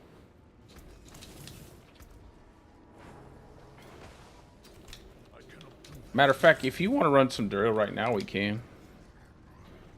And then I'll hop off after we finish that. I just think I need to move some of these boards around. I definitely need to move Earth and Devastation.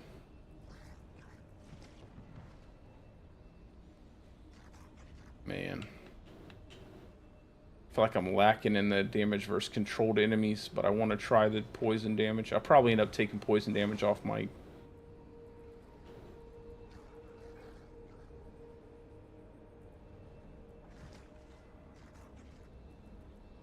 Yeah, I might swap this board. I might put this board further down the list, probably like close to last. And then I'll keep... probably just do some levels. Yeah, we'll do some Duriel off stream. We'll just do some leveling. Now that we have just me and you, it might go a little faster. Just do a couple more of these dungeons. And then I'll hop off.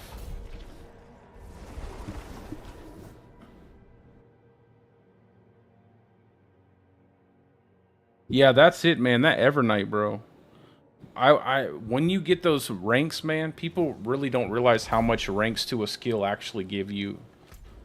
Just even one rank to a skill is a lot in the late game when you have all your different damage modifiers going.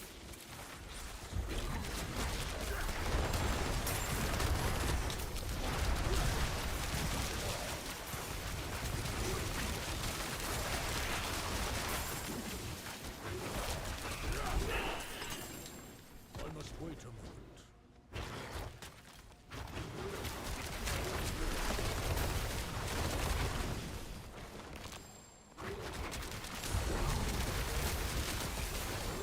Things die so much faster with just 2 people.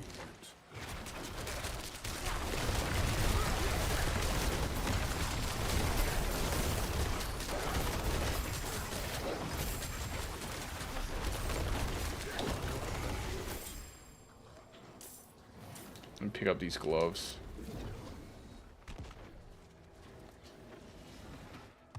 Yeah, just stand over the top of the keystone, bro. Gotta love Stormwrath.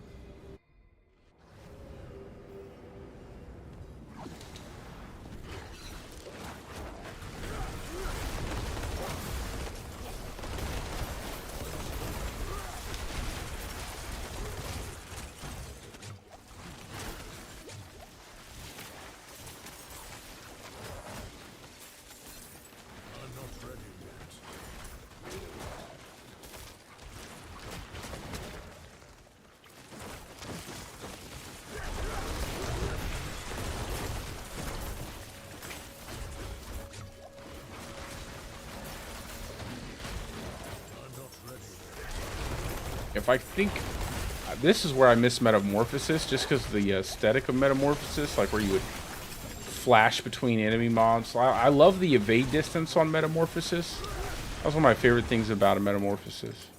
You can evade so far. Like the distance on one evade was so nice. And going through enemies and everything. It's really cool.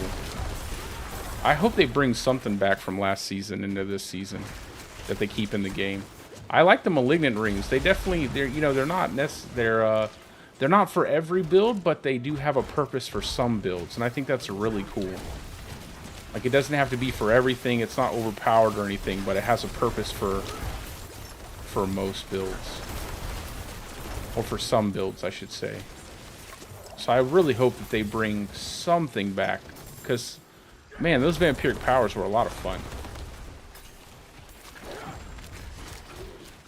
I really like Accursed Touch. I like the fact that it gave in Prey on the Weak combo. Like, the Accursed Touch and Prey on the Weak were so useful for getting vulnerability on builds that couldn't normally get vulnerability.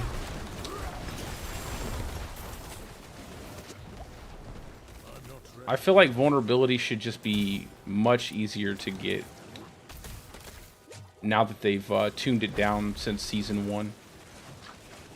They tuned down vulnerability, but they didn't adjust any of the values to proc vulnerability. Like, Exploiter on Druid still only procs vulnerable for 3 seconds on a 20-second cooldown. And it's like, that's really bad when your basic skill, your Lightning Storm, can keep vulnerable up on enemies all the time. It'd be nice if they would go back and adjust some of those passives and everything.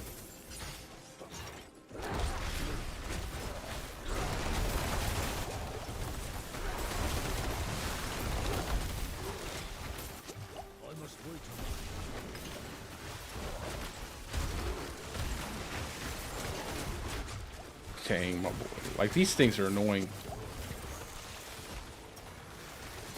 Even on my Border Bear with like 20k health, those things still almost one-tap him with all the damage reduction and everything.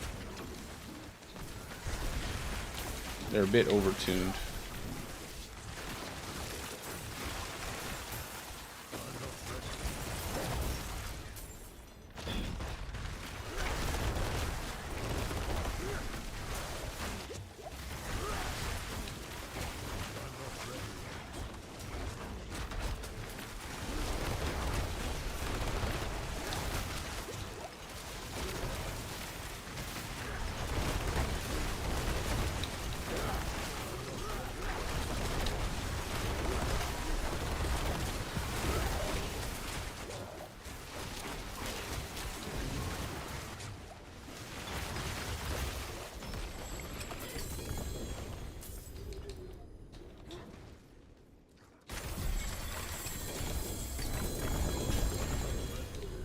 Alright.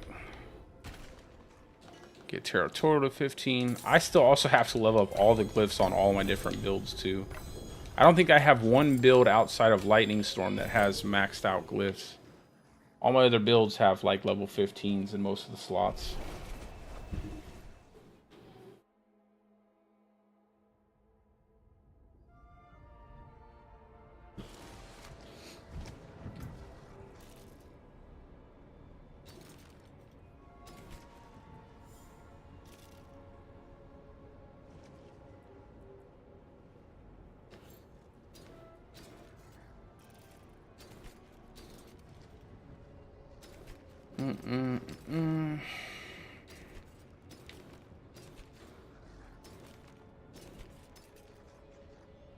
Man, if I could just get a solid chest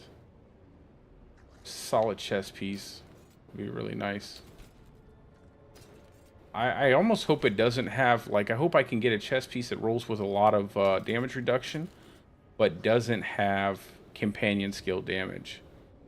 So that way I can roll the companion skill damage. I just feel like if it does, it's going to give me a super low companion skill damage roll. And then it's just going to be like the chest piece I use all the time that's just staring me in the face with this low roll on companion skill damage. But then again, I could never roll that on a chest piece. Spend all my money and never get it. So there's frost damage. Get rid of that.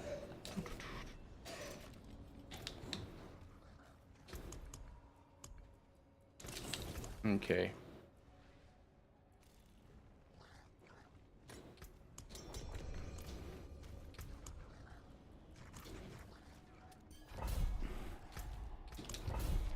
I'm glad they added this event.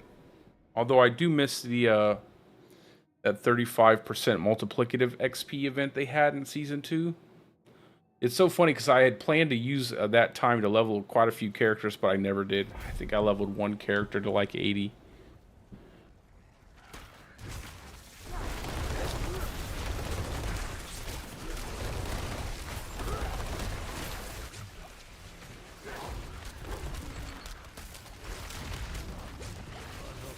Oh, this is...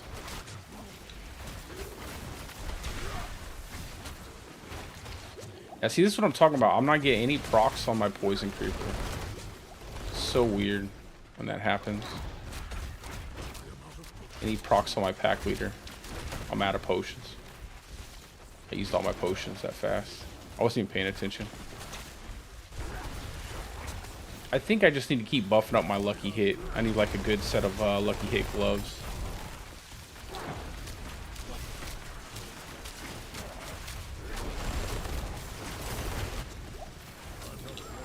And then boost up my damage more.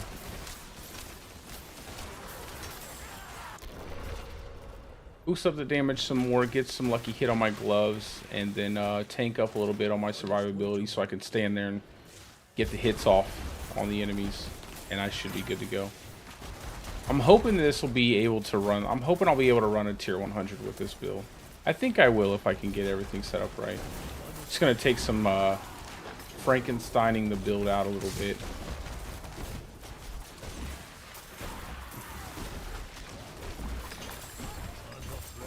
I almost wonder if I should just go the Crone Staff route, pick up a Bulwark, and just be able to spam Bulwark and call it a day. I don't really want to. I'd like to do something different, but I might end up having to.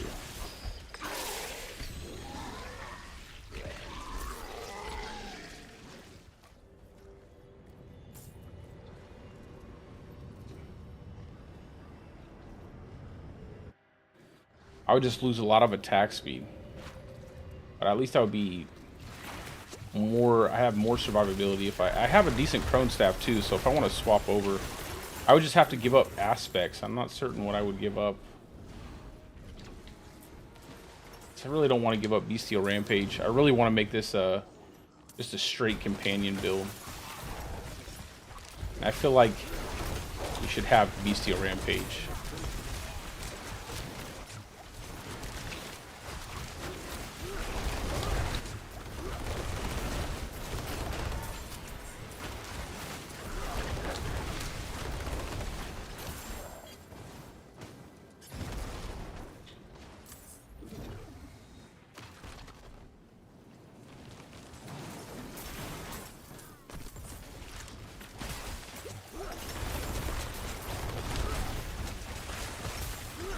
Maybe I should use like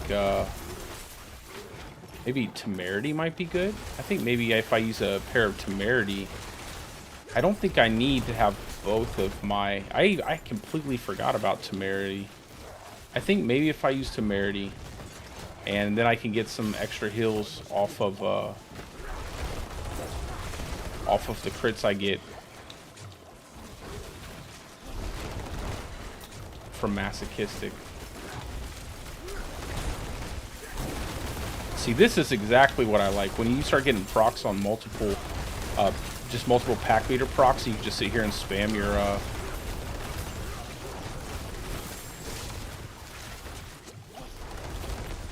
poison creeper like a subterranean build. I might actually try those, temerity pants. I must wait a moment.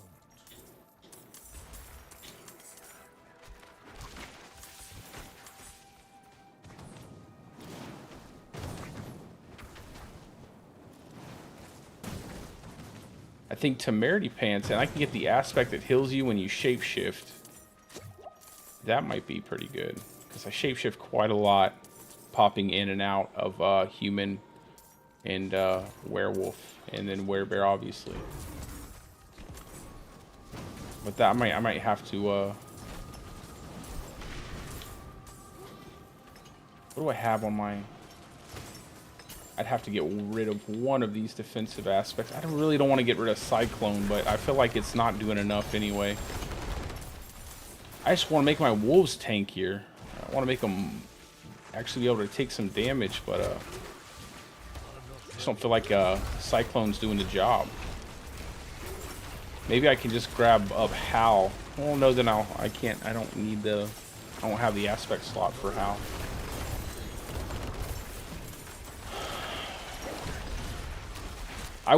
Man, I really wish Hal would just automatically affect your party. I'm not ready yet.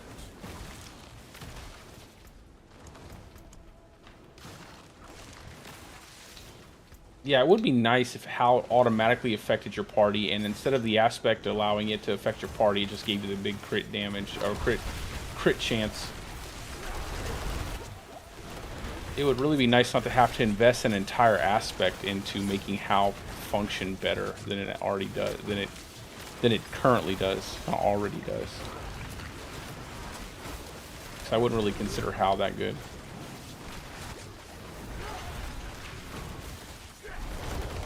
Although it would help me with temerity.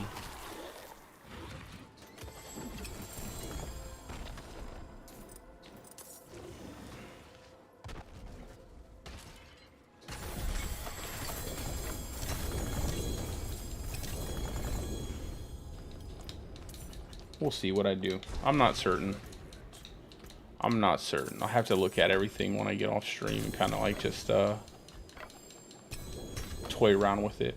I think it'll work out though. I think temerity is a good idea.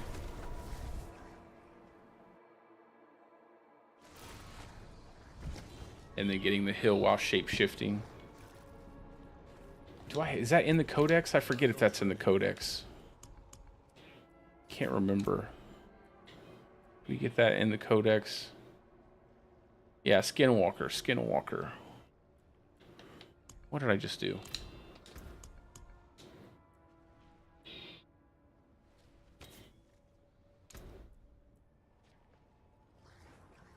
Skinwalker. And I'll get Fortify. So maybe I can use this with a high roll to build up a barrier from temerity, keep temerity on. And that might give me a decent amount of survivability.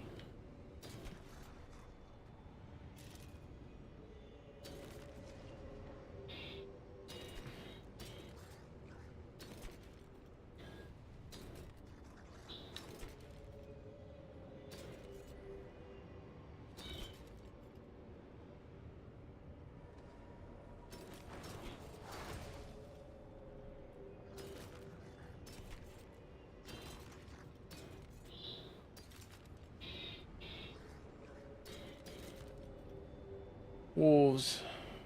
Nope. Nope. Nope.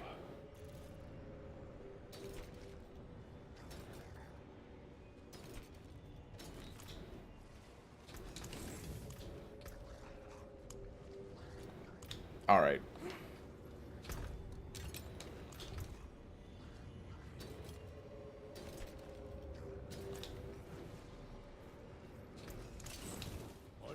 What are the stats on Temerity real quick? Forget. Where you at? No, I had a pair of didn't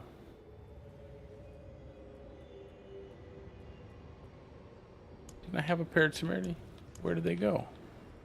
Don't tell me I don't have a pair. I probably broke all of them down, to be honest. I'll have to grab up a pair. I thought I had a pair. Yeah, I have to grab up a pair. Check them out on the build. Let's see.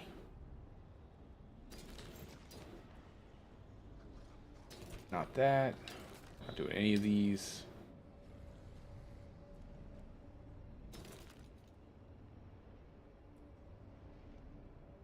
Tank 2 death pulses. Blood blister. That's a little better. Okay. I cannot do that here.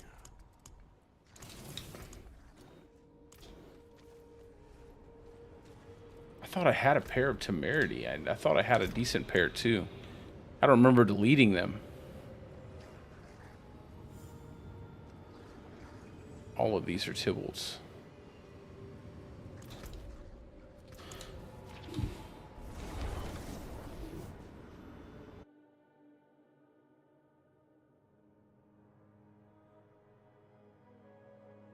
I just feel like a lot of these uniques that are your armor pieces need a lot more damage reduction rolls.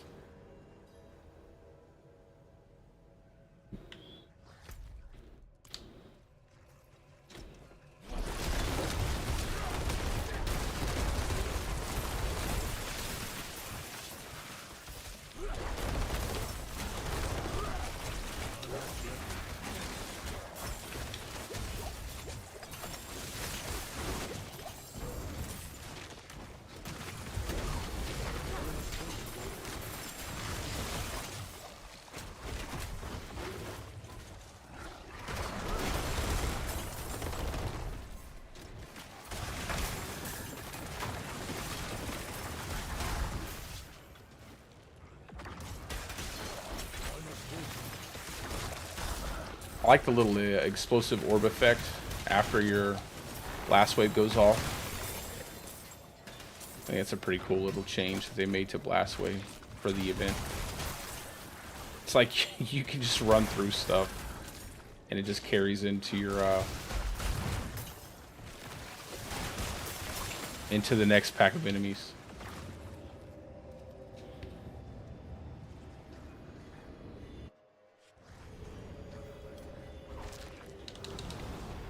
Hopefully we will have a much more eventful stream tomorrow where you're not watching me die every 2 seconds. Hopefully I'll have it figured out. I think I'll have it figured out. Fairly confident that I'll have it all situated to where I'll have better resistances, more damage, more survivability. I don't think I'll have any better gear, but I know my Paragon boards will be better.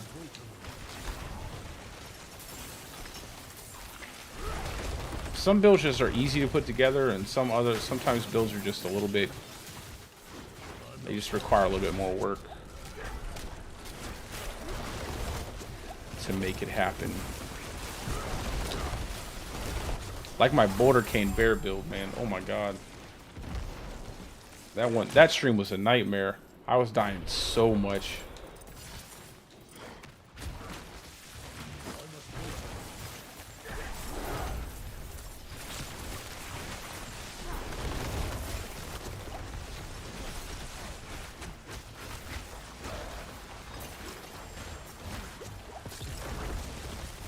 Ooh, another shrine up there. What is it? Channeling shrine. A channeling shrine.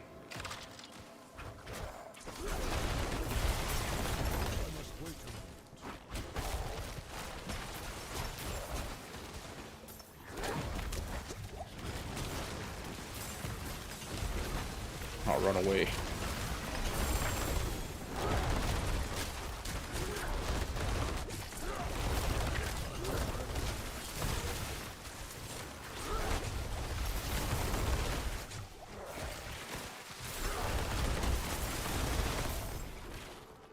see what's back here.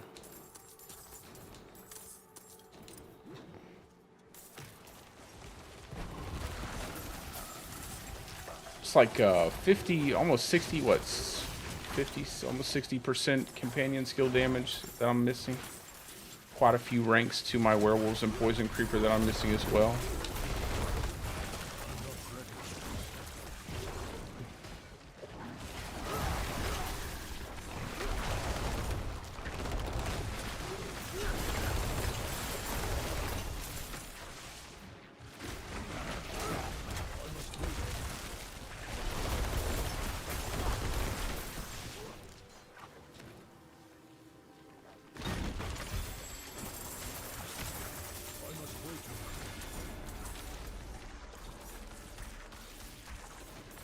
Alrighty.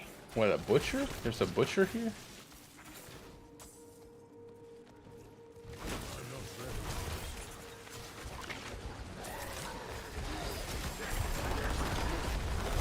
Oh my god, through the ravens.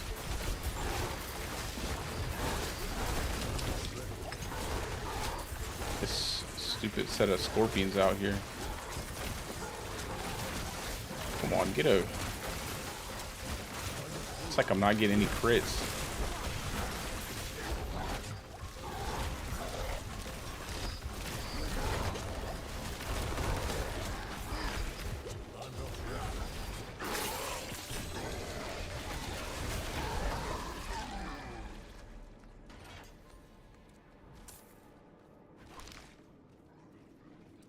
I must wait a moment.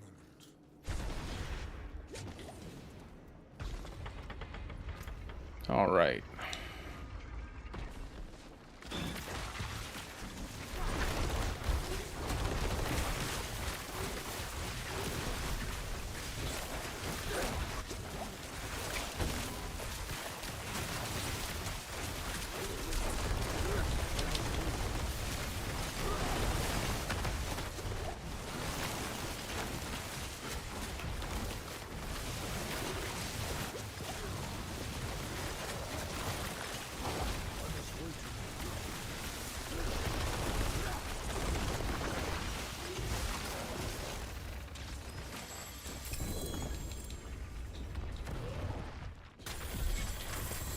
Alrighty there.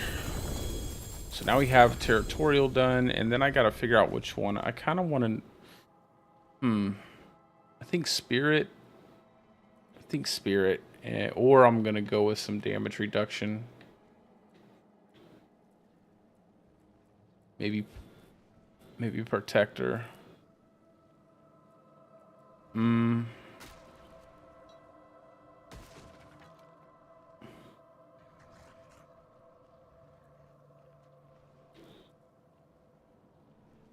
Tracker. No. I'll go with spirit. Spirit's always pretty reliable. That, and it's a multiplier, so we'll go with spirit and see if it fits.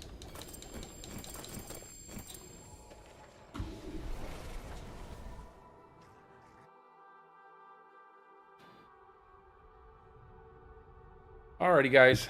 I am going to get off the stream for the night, but I will be back on tomorrow. I'll be doing some leveling off stream, probably a little bit more tonight, but maybe a little bit later. Hopefully I'll have this build kind of configured the way I would like it to be, so that way I can keep him alive. Probably going to farm up a pair of temerity pants too tomorrow. But anyway, I hope you guys are having a great day or a great night, depending on wherever you're from, and I will see you guys tomorrow. Peace out, guys. Thank you guys for stopping by. I appreciate all of you. I hope you all have a phenomenal night.